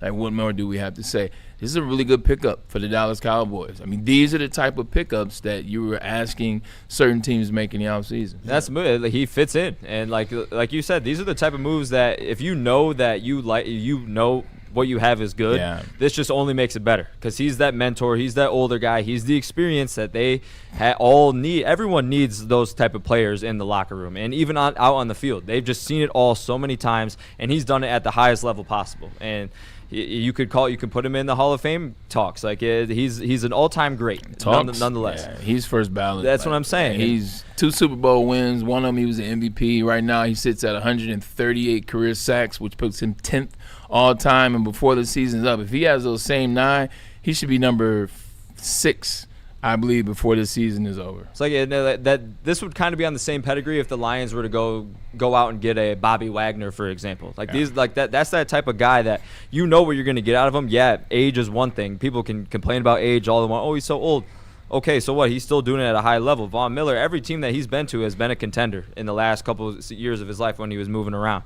So, I mean, as far as the Cowboys go, I do like how young and, promising they are. Like Caleb Downs, me and you, Braylon, we're high on him. 100%. Everything we've been seeing out of him in camp, he's locking up CeeDee Lamb. Hall of Famer. He's future Hall of Famer. I can see it, genuinely. And it's so early. Player, man. He's a player, and we're going to see him. Usually, rookies like that, they shine. They shine in big moments. Almost kind of like a Tyrann Mathieu. And I know the situations were different when Tyrann came out. Obviously, there was a situation where what was the illegal situation at LSU, which is why he had to sit out the rest of the games and get early, blah, blah, blah. Who cares about that? What I saw on that field, Honey Badger was Honey Badger. Honey Badger was legit. So a lot of times people try to knock people's level down because they don't fully understand. Shouldn't have knocked this guy's level down. And fortunately for the Cowboys, they saw it. No doubt about it. The Cowgirls are going to be real tough out. All of those guys you just saw out there are going to take so much attention that you can hate on them, but my man's going to get to the quarterback now. You heard CeeDee Lamb's comments? About Caleb Downs? Well, not only that. Von Miller? About that offense. Oh, okay. Oh, the greatest. What do they call him? Gotti? He says the best offense we've ever had. He says the best offense in Dallas Cowboys history. Yeah, he said there was they came up with a nickname. It was like Gotti. Devontae Williams and Emmitt Smith. But greatest offense it was like greatest offense to ever exist or something like that. It was some weird acronym they came up with. But I mean, hey. To be the greatest, you know what that means. That means that quarterback has to be electric, and I'm not going to say he will be, but I will say this. Last year, he was the best version of himself, and he had a lot of guys out. So now you have a fully loaded offensive line. You got George Pickens as well as CeeDee Lamb. You got Flournoy back there, Javonte Williams. You got 2 running backs now. You got 2 tight ends and Ferguson. Yep. Ferguson's going to be nice this year, too. That offense is going to be a problem. Now they have a defense to match, so – Cowgirls, as you call them, they shouldn't be slept on. I got them winning that division. Yeah, I do too. I can actually see that. And speaking of wide receivers, tight ends, and running backs, I have this list here for you, Braylon. Highest paid RB wide receiver trio in the NFL. Now, there's something interesting about this list. No Detroit Lions in there. But this is what it's looking like. And the Cowboys are number 3 on this list with Javonte Williams, CeeDee Lamb, and Ferguson. What's funny about this list is 4 of them teams ain't even making the playoffs. That's what I'm saying. Number 1 is not making the playoffs. It also is behind you if you would like to see it a little more clear. Number 1 is a 15% chance to make the playoffs. Number 2, unless Kyler Murray comes out and does something exceptional, which I think they definitely are a sleeper. That money's tied up in Jefferson. I don't know. Pittsburgh is not making the playoffs. The Jets are not making the playoffs, and the Saints are not making the playoffs. Yeah, and I'm honestly surprised the Lions aren't even on this list. With all the money. They will be when they extend your boy Laporta. That's right. Let's go, baby. Come on. Extension for Sam Laporta looming. We talked about that a little bit last week. You never know. They could give him the Hockenson treatment. This is interesting. 210, 209. So wait a second. That's per year? That's per year. Per no, year. It can't. No, Can't be. this is total guaranteed. Because Amon-Ra gets guaranteed. This is total 77 guaranteed. With Jameer's 51. This list might have been made before the Gibbs contract. That puts him actually. at about that puts him at 130. But we don't have a tight end that would push up there. Okay, because then he's still on the rookie deal. I was gonna say this. I grabbed this graphic off of Twitter. Like it might have been the day of Gibbs or the day after Gibbs got paid, if I'm not mistaken. Well, if Laporta makes 60, then this will put them in the 190 realm. So they're like just outside of the top 8. They're just a tight end extension away from being in this list. I mean, I was surprised to see the Jets. Because their wide receiver and their running back puts them dead set in this. It's no just doubt a matter about of having the tight end off of a rookie deal. No doubt about it. And I'll have no problem being paid in there. That's Sadiq, Garrett Wilson, and Breece Hall. There it is, Sadiq, his rookie contract. There we go. Yep. I was like, I knew. How y'all feeling about that Breece Hall contract in New York? I feel like he earned it for sure. He's making 13.5. He earned it up front. Has he been earning it since? I sure hope. I mean, his O-line. His offense is terrible, man. His offense is just the team so and bad. energy. It's one of those situations where, like, are you going to punish him for what the team, the energy is all the way around, whether it's the owner, whether it's the coach who's no longer. I mean, he's had 2 different head coaches. This is now 3 in that time span. So and quarterback play, obviously another one. Sweet Potato Cam. There is wait. Juwan Johnson I was looking at that. Yeah, didn't he got extended out of Penn State? Yeah, it's only $21 million guaranteed. I mean, Olave just got that. Olave got the bag. And ETN got paid too. Shout out to Juwan Johnson, who was a wide receiver out of Penn State. But see, that's what happens. Look, man, like it's not about what you were; it's about what you can be in the NFL. Last year, I want to say he had 8 touchdowns and 895 yards. So. Sweet Potato Cam, there's a graphic already loaded in of the top rushers still active in the NFL. If you would like to throw that up. Hold on. Go back to the Juwan Johnson thing. Yeah. Oh no, go ahead. My bad. I'm so focused on it. My bad. But that's just the thing. We come up here and we talk about the Sam Laporta. Now, can Juwan Johnson block like Sam Laporta? Hell no. It's not even close. I don't even know if he's out here blocking. But if you look at the usage rate as it relates to stats, Juwan Johnson had the same. When we went crazy over Sam Laporta, Juwan Johnson had the same stats. Like Sam Laporta had 899 and 10 touchdowns 2 years ago. Juwan Johnson had 895 and 8. Yeah, he ain't even that good. No, at tight end. And I mean, the Saints did struggle on offense, mighty heavy. But I mean, he was kind of a bright spot in that struggle, I guess you could say. I'm just saying, like, do you need to extend Sam Laporta? Zay Flowers, $108 million guaranteed. Yeah. That's like what, 30 more million than Jefferson? Braylon, were you in the wrong era or what? Yes. Dude? Oh my 100%. gosh. Dude, do you know how much Lamar would love to have a Braylon in his prime? Championship. Hold on. I'll do you like this. I'll tell you why exactly I was in the wrong era. Not even just the money. Okay? Not even the money so much. I get drafted by the Cleveland Browns, whose head coach is Romeo Crennel. It's his first year head coach. Defensive coordinator for many years under Bill Belichick. An expansion team, Cleveland Browns, mind you. Right. So, fair. Defensive coordinator to Bill Belichick when they won the first 3 Super Bowls. Defensive assistant to Parcells and defensive coordinator to Parcells when they were winning the Giants in the 80s. Old school coach, defensive mind. When I got drafted me had no plans on starting me. I went 3rd overall. What? I went 3rd overall. No plans on starting me. Wanted me to figure out the system and earn my stripes, if you will. Didn't throw the ball at all. Like, this is the era that I got drafted into, a defensive-minded coach that looked at me as some young punk and then also was like, yeah, we don't throw the ball like that. We want to run the ball 3 yards in a cloud of dust. Like, this is the era I got drafted into. Like, man, I was like, no doubt about it. That's insane, actually. I'm having. I'm mad for you, man. No cap. I mean, come on, Zay. Listen, we got it's a different league, man. I got to read this one. Yeah, we have a bunch of super chats, actually. Yeah, some super chats. We a little 5 minutes before we take a break here. Absolutely. James Koski Deschamps, I think maybe Decamp.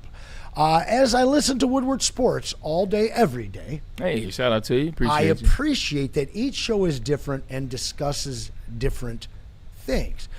Listen, as a long-time listener of sports broadcasting in general, national and local, I appreciate that of our network so much. No one is up top telling us what to say, what to think, how to feel. There's no taboo, off-limit subjects.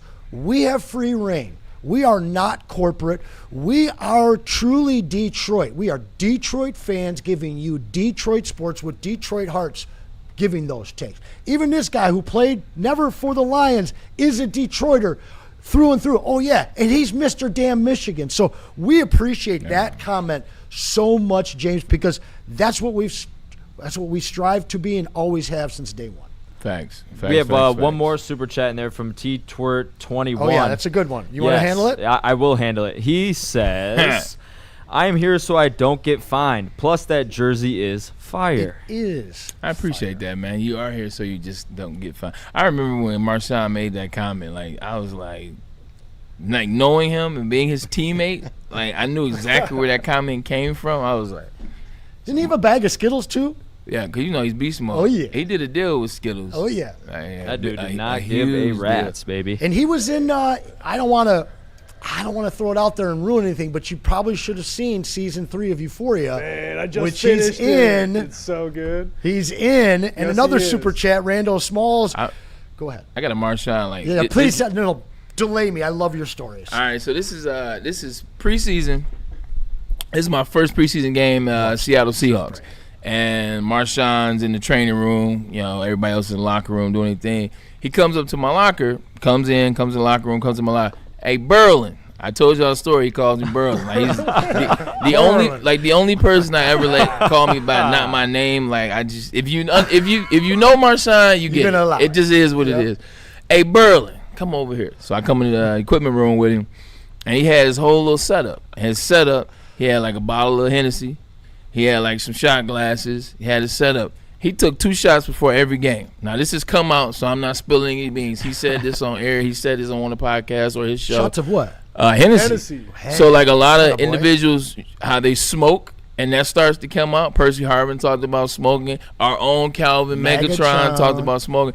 His was, he take 2 shots of Hennessy. He go out and do his thing. He take 2 shots after.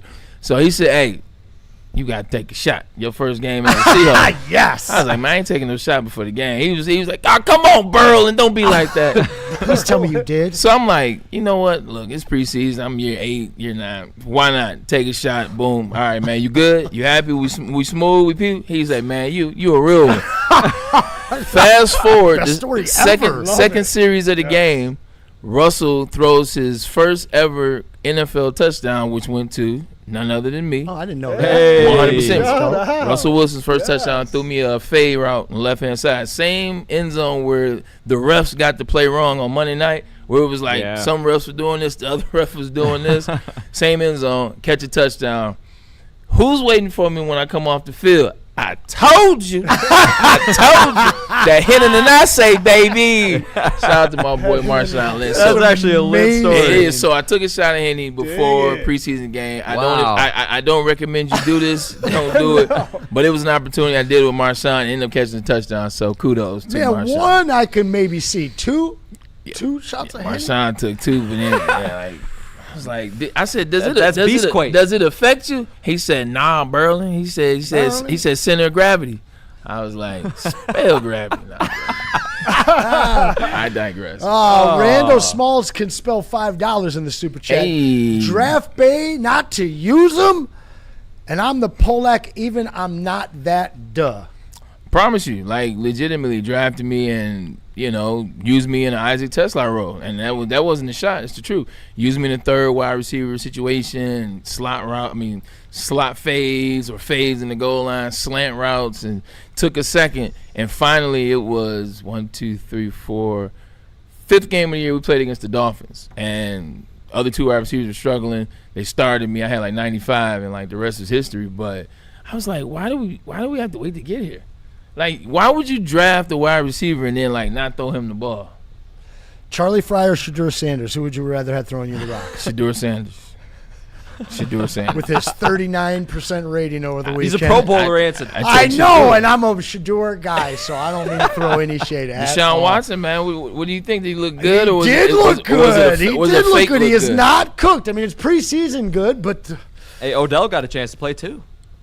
What Odell's gonna end up doing something special, not a special season. So I don't want you guys to say Braylon said Odell's back. No, he's not. But I've always been a fan. I am a fan. He's gonna have a special moment. Like he can catch the ball. They'll put him in a spot. He'll have one of those sick catches. He'll finish the year with like 180 yards and like 1 touchdown. But that touchdown's gonna be something crazy, insane. He's gonna remake history. 100%. He's gonna do it right this time. Exactly on the other side of the end zone. 100% against the Cowboys. Time to pay some bills, my friend. All right, let's pay some bills and let's get a message in from Sweet Potato Cam. Yeah, let him know. You betcha. No more caffeinated soda in the afternoon post lunch because you've got Thrive Energy pouches. Let me tell you a little more though. This ain't your daddy's dip. It's tobacco free, nicotine free, mental powerhouse of smart caffeine. No jitters, zero bloating. Thrive can be found online at dipstop.com. Remember to use that promo code WSN for 15% off your entire order. Found exclusively at all Market Fresh and Market Square locations. Thrive Clean Energy. They flip and work, y'all. And let me tell you a little bit about Mad Packs. Listen, if you're already a fan, you already know they bring the heat. But this summer, they're shaking things up with some massive new drops. Get ready for Boom Shakalaka 200 milligram hash rosin gummies and high-low 200 milligram live rosin, alongside brand new Mad Packs extracts. These are perfect additions to your summer plans. Learn more at getmadpacks.com. But remember, mad flavor, mad high, and it's just Mad Packs, baby. Hunting season is almost here, Detroit, and your Lions are on the prowl. Make sure you're locked into Woodward Sports for all the Dan Campbell reactions, Jared Goff touchdowns, Amon-Ra first downs, Penny pancakes, Kirby picks, Gibbs big plays, and of course, Jack Fox's leg. Stay locked in on all your Lions coverage right here on Detroit's #1 sports network, Woodward Sports.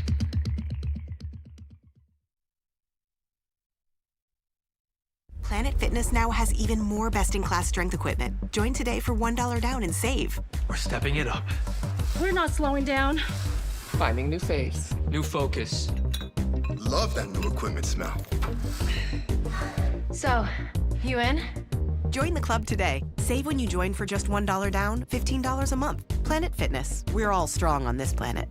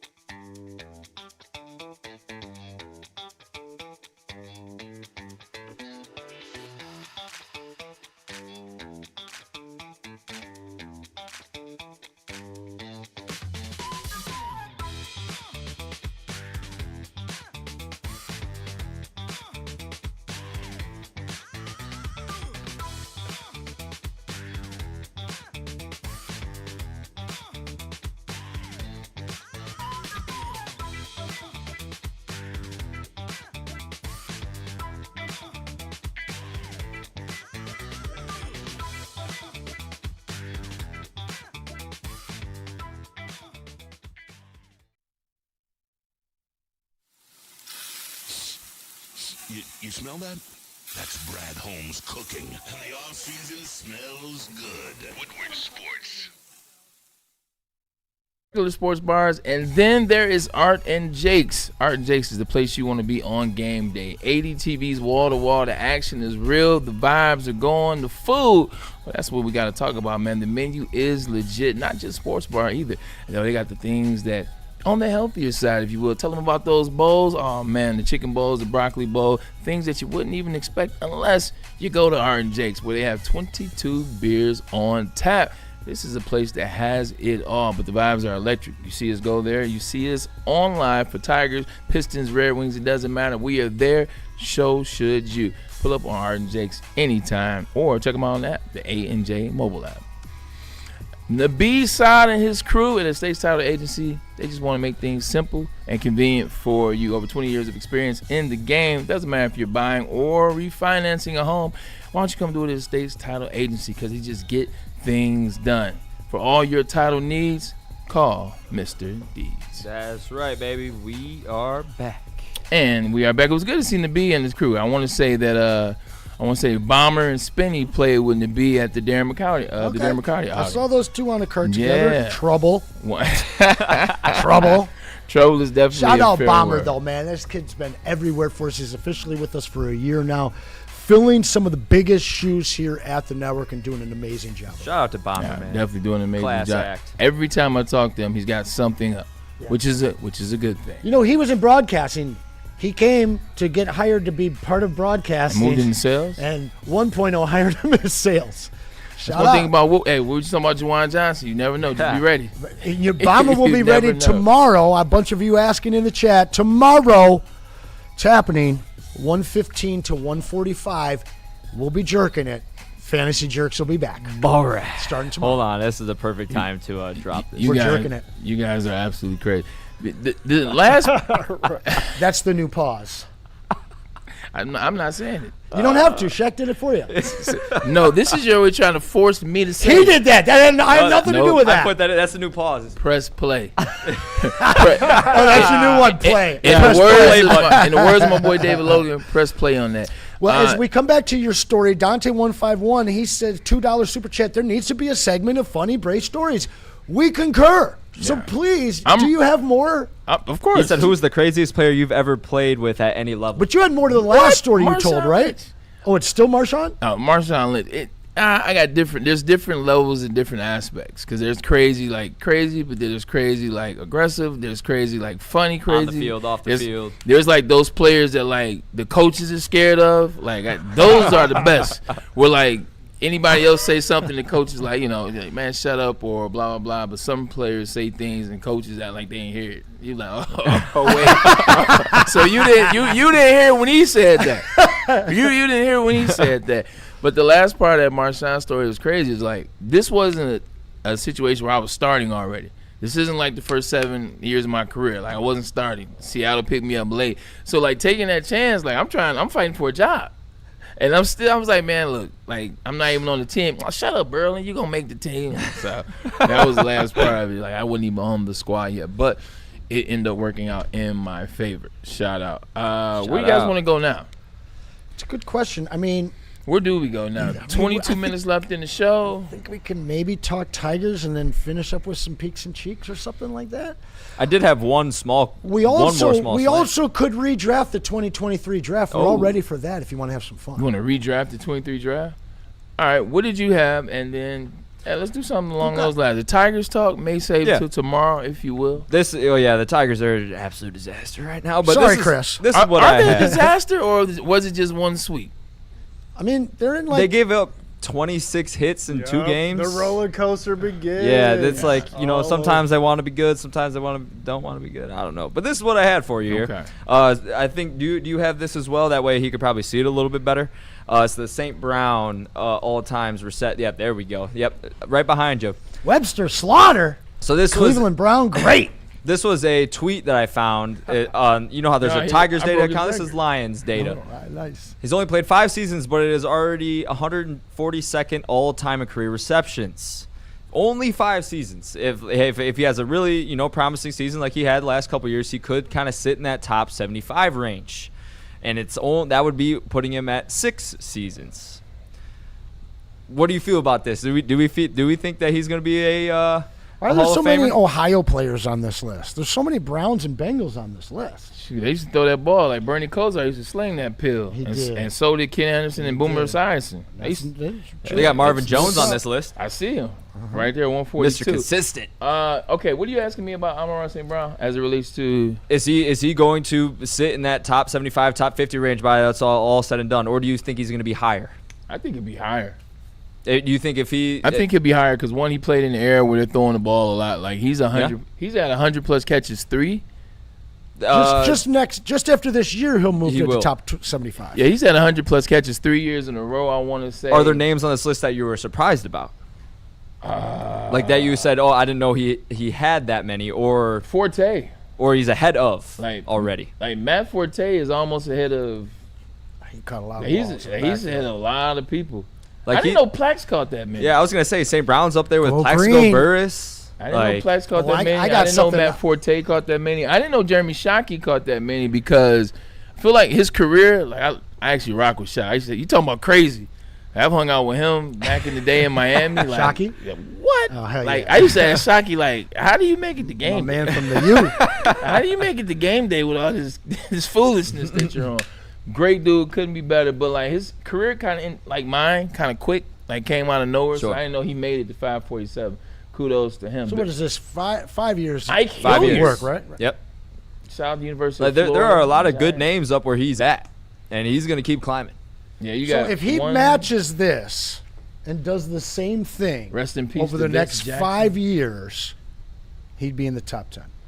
He'd be above Anquan, above Terrell, and above Travis Kelce. In fact, he'd be tied with Tim Brown if he matches that over the next 5 years. Over the next 5 years, that would put Wow. him at. Yeah, It would put him at, well, really, 94. to put him tied at 7, which will become 8 because Travis Kelce will move up the list this year. Well, the reason why he'll move up this list and the reason why he will end up that way is like one, like he lives in an era where they're passing all the time. Big Like, time. he lives in an era they're passing all the time. Like, he's last 3 years have been over 100 yards. Also, too, he plays the game the right way. Like he knows every single position. He knows what the defenses are. That's where you see the true testament of becoming a great wide receiver and a great player. Do you know what the defense has done? Because if you know what your offense is doing is designed to beat certain defenses, you know where to be. And the quarterback's always looking at him, which is Jared Goff. So St. Brown will definitely be in there because his skill, like the speed may diminish over, the next 5 years or so, but that level of smarts, that level of wisdom, that level of knowledge is only going to go up. And his anticipatory skill gets even better. Yeah, I do, and I don't know if this is just me, but every time I see the NFL, mind you, national NFL media, whether that's on X, Instagram, YouTube, you name it, people hate on him. People don't like Amon-Ra St. Brown. But who's hating? Like, it's everyone that's not Lions fans. Okay, we talking because of his size. Are we talking fans or are we talking critics and analysts? Because critics and analysts I'm talking nothing fans. but Like, it's in the comments. Like, it's that's all the the size. comments. All the comments It's his are. size. That's because He's what not do approaching the- fans like now that we have social media? Okay, well, I take it a step back. When ESPN created Top 10, Yeah. fans only started looking for highlights and the sexy catches and the Randy Moss and things that he was doing, whatever. So that only extends to social media. Sure. Like they see the big plays, the like craziness. They're looking for that. St. Brown doesn't have crazy plays. He has consistent good plays. He is a consistent great football player. Sure. His greatness is in the end zone. I'll tell you what. what. Highlights. Top 10, Jamar Chase, X. Puka Nacua, X. JSN, X. Justin Jefferson, Malik Neighbors, CD, Yeah, they're all X. Drake, Nico, AJ, all X, except for this guy. He's he's a literally Z, in that top 5, 6, conversation and fantasy Absolutely. drafts, all of that stuff. But he is a slot receiver. But he's the best in the business. And Antonio Brown realistically started off the same way. People thought of him differently, but he was used very much the same way. Sure. And honestly, the guy's able to stay away from big hits. Don't sleep on a 12-year career or more where 12 of those years are really highly productive. Yeah, Yeah, Antonio no doubt. Brown is like his peak, like that 5-year period for Antonio Brown, Unreal. like whoo, Unreal. Unreal. because when you stand next to Antonio Brown, like you're like even Amon-Ra St. Brown, like look, he's not 6 foot. Like Saints probably, I give him 5'11", but yeah, he's probably 5'10" and a half. Like when you stand next to AB is a strong 5'9". Yeah, they have Yeah, a strong- 5'10", 185, That's a 5'10", and an eighth. They Strong said at the NFL 5'9", but when you look at the highlights, when you watch the plays, when you 6'4". see the stats, 100%. St. Brown is a monster, and I think he'll be up there. He'll be top. Top 20 for sure. Yeah. Nah, I go further than that. I for sure top 20. I think he's a top 10 guy, I though. think he'll be top 8. His mindset, the way I his think he'll be top father 8. brought him up, like a professional. he's an Iron Man. Yeah, For real. That part, that Iron Man part, like, because he gets hurt, he doesn't tell anybody. No. You don't know. Like you don't know. Bad man. Yeah, he's He's bad. ours, too. Thank God. We got a super chat. You want to know what it says? Yes, please. Nothing. Well, we shout Appreciate out. you. They're trying to get that. Hey, Ben Burns, Ben baby. Burns Hey, hitting no- 2 spots in that wheel on Friday. Let's go. Make sure you're here Friday and all week. Where's the 2023? The redraft. Oh, we have that, don't we? Yeah, we got. I was like, He got excited. This was your idea like 2 months ago. I kept it. I appreciate I held that, it. but Stanley Morgan, Actually, Brown. okay. So this is the original. This is how it went. Okay. Not taking BRYCE 1. C.J. Stroud, I know he's been bad a couple of years, but what I saw to him his rookie year, if you protect him, there's no reason that he can't continue and repeat that. He was solid. Certainly not Will Richardson. I'll tell you what, the Texans really turned it around with those 2 and 3 picks. What? Right there. That was the staple of where they're at today. Absolutely. They got a quarterback and they got an end. You know how hard it is? Yeah. Like people go a decade looking for both of those separately. And they nailed, well, C.J. Stroud's okay, but they nailed it essentially back in the 100% same they did. Hey, 9-figure man, Zay Flowers at 22. The Lions did too. They had Campbell and Gibbs. I'm not ranking an order yet. I'm just thinking out loud, just the top 5. Like, but we have a graphic of wow, the. Look at that: Christian Gonzalez, Jack Campbell, JSN. If you go redraft top 5, not in any order. Where you go? 1. Carter. You already know I was going. Over Will Anderson. 1. I'm not saying what order. Okay. I'm saying no order. 1, 2, 3, 4. 4. You want him to get paid, Bray. I for the system. Gonzalez, Campbell, or CJ? Yeah, Gonzalez, I was going to say. JSN. Yeah, you knew he's going JSN. Come on now. What was I thinking? Christian Gonzalez is a problem, and I don't think he gets the love he deserves. Like, everybody only wants to talk about Patrick. He's so good. Like, there's a bunch of worlds where I would take Christian over Patrick. I can't believe he fell that far. Yeah. How about the guys in Dynasty drafts that took QJ over JSN? Right. Oh, my gosh. He just got paid. Highest DB in NFL history. Spoon just got paid. He did. Okay, so who are you taking number 1, Bray? Brass tacks. Let's go. Give me your top 5 picks. Actually, screw it. Top 10. I'm writing them down. I want to see how close you get to what the experts would pick. Will Anderson is such a monster. Will Anderson. Then I'm going. We live in an offensive world, so give me Bijan 2. Give me Carter 3. Give me Jameer 4. Jackson Smith and Jigba 5. JSN. Spoon 4. 6. CJ Stroud 7. Kalijah Kent. Let me look. Kancey is good. This is fun. Kalijah Kancey. Lions did trade number 6. They moved back.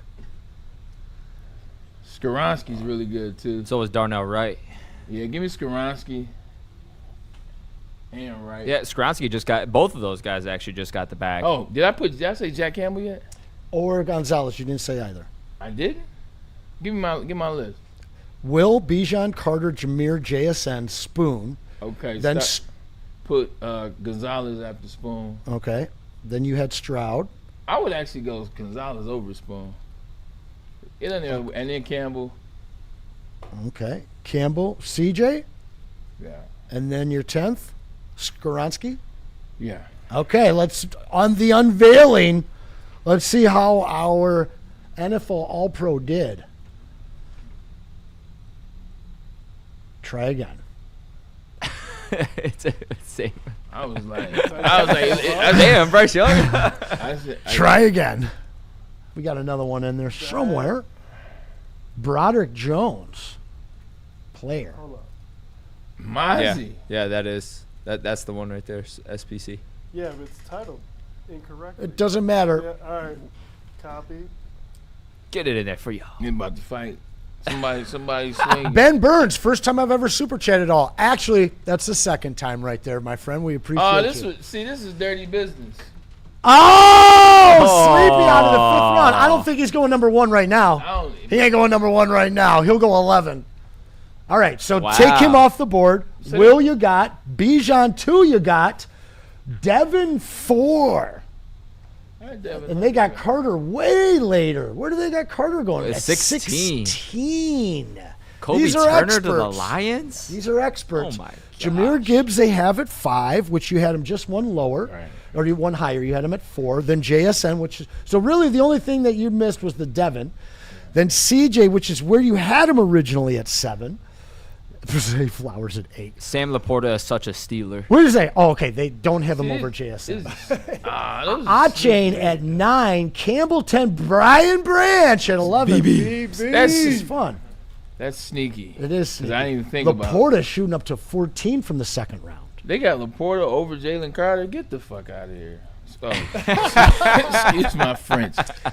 What? And Downs. Is Josh that Downs. the same as the pause bucket? Nah, that's the F jar. That's the F jar. That's the F jar. Like, are you sitting That out? juice Like, look, I'm gonna tell you like this. I'm not a fan of people spitting on people. I think it's the most disgusting, disrespectful thing you can do. And if you want to say I wouldn't have him on my team, ladies and gentlemen, I agree with that, and that's perfectly fine. As a player, just looking at what is on the field, there's no world where I'm drafting Sam. Actually, there's no world. Zay Flowers over Jalen Carter. Josh Downs. 1, 2, 3, 4, 5, 6, 7, 8, 9, maybe 10. 10, 11, 12. I'm not drafting any of them over Jalen Carter. Like, realistically. Like, maybe Jameer. Based on what I've seen out of Jameer and the right team, maybe move up. Jalen Carter going to be good for a long time. Rasheed Rice on the Wrecking Ravens. ball. That would be wrecking sick. ball. Bryce Young still made it in the first round. Barely. Michael Wilson at 27. Dude, he's a dog. Tank Dell in all 7 games he played. Yeah, he was so good when he was healthy. Hold on. You know what? If you redraft, Michigan State finally gets the first rounder. Check that out. Jaden Reed. He didn't even graduate from state when he got drafted, did he? I thought he went to somewhere else. Keon Coleman. Oh, yeah. Keon Coleman. Jaden Reed was that boy. He was that. I don't know why they don't give him the rock, dude. They got all these guys on the team, and they don't want to throw it He to was him. hurt. He was hurt last year. Their whole receiver room Best was hurt. playmaker on that team, maybe Matthew Golden will do that this year. Maybe when we come back, we talk about the North. We got like 8 minutes. We could talk about the North. But we got a lot of Packers bills to pay here, so let's get through Yeah, those. let's do that. Do me a favor. Tell me about Amnesia, if you will. Actually, I'm going to tell him about Loom Yes, first. we're going to do Loom I'm going to tell first him here. about Loom first. Shout out to Loom, guys. I finally made it there this weekend to re-up, and when I did, I got it for 30% less than what I should have. Is that right? That's right, B-Lad, because Woodward Sports partnered up with Loom, 40 locations throughout the state, to be your plug and save you 30% on your entire order. So just scan that QR code. It's going to take you directly there. It's going to have that code already input, or if you do it on your own and you head to loom.com, make sure you include that WSN30 so you get that 30% off. Amazing product, very knowledgeable and friendly staff, and the buzzing drink. We all love it here. So go and check them out at loom.com. Yes, sir. Let me tell you a little bit about that Amnesia pack, baby. So Amnesia is bringing a whole new meaning to a smooth finish. Say hello to the 1.5 gram bubble hash glass tip infused blunt. Combining premium bubble hash with a sleek glass tip for a new way to enjoy the classic. It is the latest addition to the rapidly growing Amnesia lineup, and it is available now at your local dispensary. It is just a smoother way to stand out, ladies and gentlemen. Hunting season is almost here, Detroit, and your Lions are on the prowl. Make sure you're locked into Woodward Sports for all the Dan Campbell reactions, Jared Goff touchdowns, Amon-Ra first downs, Penny pancakes, Kirby picks, Gibbs big plays, and of course, Jack Fox's leg. Stay locked in on all your Lions coverage right here on Detroit's #1 sports network, Woodward Sports.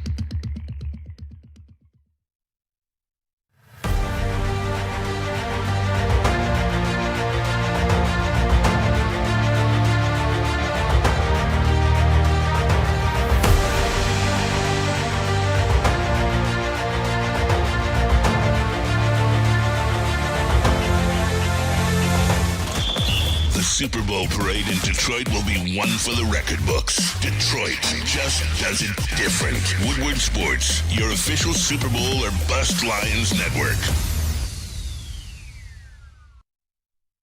Yo, yo, yo, this is the Massage Chair House in Bloomfield Hills, the largest massage chair showroom in the Midwest. Be sure to visit Dr. Eric Duncan, the Wellness Doc, and creator of the #1 YouTube channel for massage chair reviews at the Wellness Doc. Hey, and listen, we were there for the NFL Draft Watch Party, and it is an experience unlike any other. You got to check out top brands like Infinity Osaki, making it the go-to destination for premium comfort and cutting-edge wellness technology. Book your visit today at massagechairhouse.com or simply scan this QR code right above my head, right on your screen. Massage Chair House, your ticket to ultimate recovery and relaxation. And we back. Oh, we got one more. We do have one more. Yes, you are so right. Sorry, guys. Let me tell you about that gold crown. It was hiding behind my Massage Chair House review. Oh, what does it smell like? Here we go. Oh, we're about to find out here. They just dropped the new Royal Jesters. These are not your average pre-rolls. We're talking 1.5 grams each. Quad infused, keef coated, live resin infused, THC, diamonds, and terpenes. Michigan made, top tier, no shortcuts. Next time you hit the dispo, don't think, just ask for Royal Jesters. Because if you're going to smoke, you are going to smoke like royalty. And now we're back for real. Yes, sir. And we are finally absolutely back. Appreciate you rocking with us today. We are back on this beautiful Monday. B-Lad, hell of a job out of you. Hey, thanks.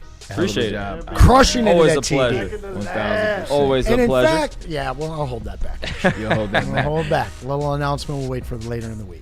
And that's you. Oldest roster in the Big Ten. Oh, we got some cool stuff college-wise, but we got to hold it for the truth, the juice. Justin Satawa, he will return Mr. tomorrow. College football. You got any peaks and cheeks in you today? You know what? I do. I watched. Yeah, I mean, you know me. I'm a golfer. Well, let me not say it like that. I think we got the like same golf. peak. I'm a golf enthusiast. Like I talked about earlier, there's only been 5 people to do it, win by 8 or more strokes in the last 25 years. He's done it twice.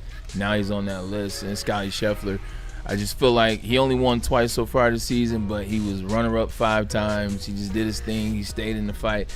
And this week in Memphis, he was electric, like legitimately. He played lights out. His putting was on another level, another stratosphere. That's always been one of the things to kind of hold his game back, is putting. Well, not this past weekend. He almost nailed a 30-foot birdie putt to win, not to win out, but to finish the round, if you will. He missed by about 5 inches. But shout out to Scotty Scheffler, who now with the new format, it used to just be this is the end of the FedEx Cup. Now, the end of the FedEx Cup to St. Jude, you have to qualify to play in the last round. So kudos to all the gentlemen that qualify. But Scotty Scheffler will win the FedEx Cup, I do believe. Yeah, and I had the same peak. Yeah, it was flawless, man. You got a peak over there? My peak. Let's see here. I'm going to go, my peak is actually a Detroit Lion, and caught me by surprise. Keith Abney Jr. in his first preseason game. Like I said, I got to watch the All-22 film on him on Twitter after the game, and I was like, holy smokes, this guy is actually the truth. I hope we play him. Next thing you know, day later, check Twitter again. He's taking reps with the ones. It's what you love to see, especially in a rookie in a weak secondary DB room. Well, if I get to use Thursday, I'm throwing Hassanin out there. Okay, yeah, there you I'm go. going to use him, but can I do my cheeks? So if we're going back, Cheeks away. If we're going back in the time machine, I want to go back to last weekend, because the 20 and under 4x1. You guys know I love track. The 20 and under 4x1, who was anchored by Tate Taylor, the 18-year-old that I told you about. They ran 1975 in the 200-meter dash. That team featured 3 high school kids, all on the same team out of Texas, and Tate Taylor. They ran 38.16. 38.16. That is like when you. That's beyond fun, because that would have won the NCAAs. So that would have won college. Wow. And there are 3 high school kids on that team, and then the one guy who's in college, but he's 19. Wow. It's 3 17-year-olds. No, it's 2 18-year-olds, a 17-year-old, and a 19-year-old. They went 38-16 in the 4x1 2 weeks ago. When I tell you these kids are just teenagers. They have more, and every time I ask the question, it's, well, they have more access to food. They have more access to exercise and drills and the information. Tech. I don't care about all that. 38.16 at 18 years old is effing insane. Yes. Yeah, yes, it is. Yes, it Cheeks. is. Who's cheeky? The team that couldn't get one W over the weekend. Not sweat. You can't be the hottest team in the AL. You can't be ready to throw Sean and Neil flat on their ass. You can't come home and lay an absolute egg 3 straight games to Chicago. I agree. Come on, boys. You're 2.5 back. I don't care if you lose the series, but you got to take at least one. Yep. You got to get one. Yeah. In the words of Duke Kane and Rocky V, fight back, you bum. Fight. Yeah, you got to fight back at some point. Tommy Morris, huh? Yeah, 1,000. You know who's a cheek is Tommy Fleetwood, man. But anyway, that's golf. Like, he just quit down the stretch. I don't like people that quit. You got a better cheeks for us? Yeah. Besides Shedeur Sanders? You knew I was. Sorry. They wouldn't like my other cheeks, so I'll save it. Okay. They wouldn't like my other cheeks, so I'll save it. What about you guys? Yeah, What about you guys? it's definitely Tigers. a Detroit Tiger, and it's got to be Dylan Dingler. I'm sorry. Whoa, Dingler? The Dingler drought. Yeah, it's the drought for me, man. I mean, there's a couple people around the street of Detroit calling for his MVP season, and ever since that happened, he has not done that a single thing. Although I do think he's a great player, top catcher, one of the top catchers in the MLB. Right now, though, he's cheeking it for sure. Hey, or it could be the pitching staff. 26 hits in 2 games. Yeah, you lighten up on Dylan Dingler, man. No, I it's like baseball. I like everybody Dylan. can have a drop. That is true, and baseball is a weird game. I really hope he turns it around. We've seen him do it. He's still a top 5 catcher in the MLB, Dylan Dingler. But for this week, I mean, I'm just pointing out the obvious. I'm sorry. Hey, Kay, why you didn't reach out to LeBron? I love that, by the way. Why didn't you reach out to LeBron? Double D was in the house. Shout out Kool-Aid. He's not here anymore. But the little bit of a story there. They asked him why, and he said, well, he's doing his own thing. And bro, Cade, say it with your chest, this is my team. Yeah. That's why you didn't reach out, and I love you for that. We don't want him here. We're not trying to give him his 5th ring in Detroit. That's not a legacy I'm trying to help out. Here, let's keep this open for a quick second. Here's a conversation. If Deshaun Watson is going to be your starting quarterback for Cleveland, if you know this going into the season, would you trade Shedeur Sanders while there's there's value? Yeah. They don't already want him. They didn't want him in the first place. Get what you can and give and free Shedeur. Yeah. I was listening to some idiot talking. They said they wouldn't trade for Shedeur. And that's fine. I mean, you don't have to have him on your team. They said they wouldn't trade for the circus that comes with him. I get a little bit of that. Hear me out. The only reason why this is just my thought. The only reason why there's a circus in Cleveland is because you don't have an effing quarterback. True. Like, you drafted him, and there's a bigger circus in Deshaun. Thank you. So you start off as supposed to be a first-round pick, then a second, then third. You draft him 5th, and then all the things come with it. You guys don't have a quarterback. That's what makes it a circus in Cleveland. If he was drafted to a team that had a starting quarterback, for an example, if he played for the Detroit Lions, there wouldn't be a circus behind Shedeur Sanders because there ain't no way he's getting on the field unless something happens to your starting quarterback, number 16. I would have Shedeur in a role where I had a bona fide starting quarterback to where people aren't clamoring or there's no dumb stuff. You don't have a circus when you got a number 1 quarterback. The Browns don't have a number 1 quarterback. That's why there's a circus. He should have been in that Jordan Love situation with Aaron Rodgers. 100%. Short King Petsing, we should trade for Shedeur as QB2. I got to double down on what you said. I have a problem with that. If the NFL didn't blackball him for 5 rounds, he wouldn't be half the circus you turned him into. Anson cooking with grease. Real talk. It is real talk. No card played, bro. That's for real. That's the facts. I got nothing else to say, man. Look, we appreciate you guys for joining the show. Thank you to Braylon Edwards Show with Rock and Roll with the crew. Tomorrow we are back. Wednesday we are back. Thursday we are back. Friday we are back. Football season is here. We are back. And we will see you tomorrow. Great work out of you guys. Yes, sir. You smell that? That's Brad Holmes cooking. And the off-season smells good. Woodward Sports.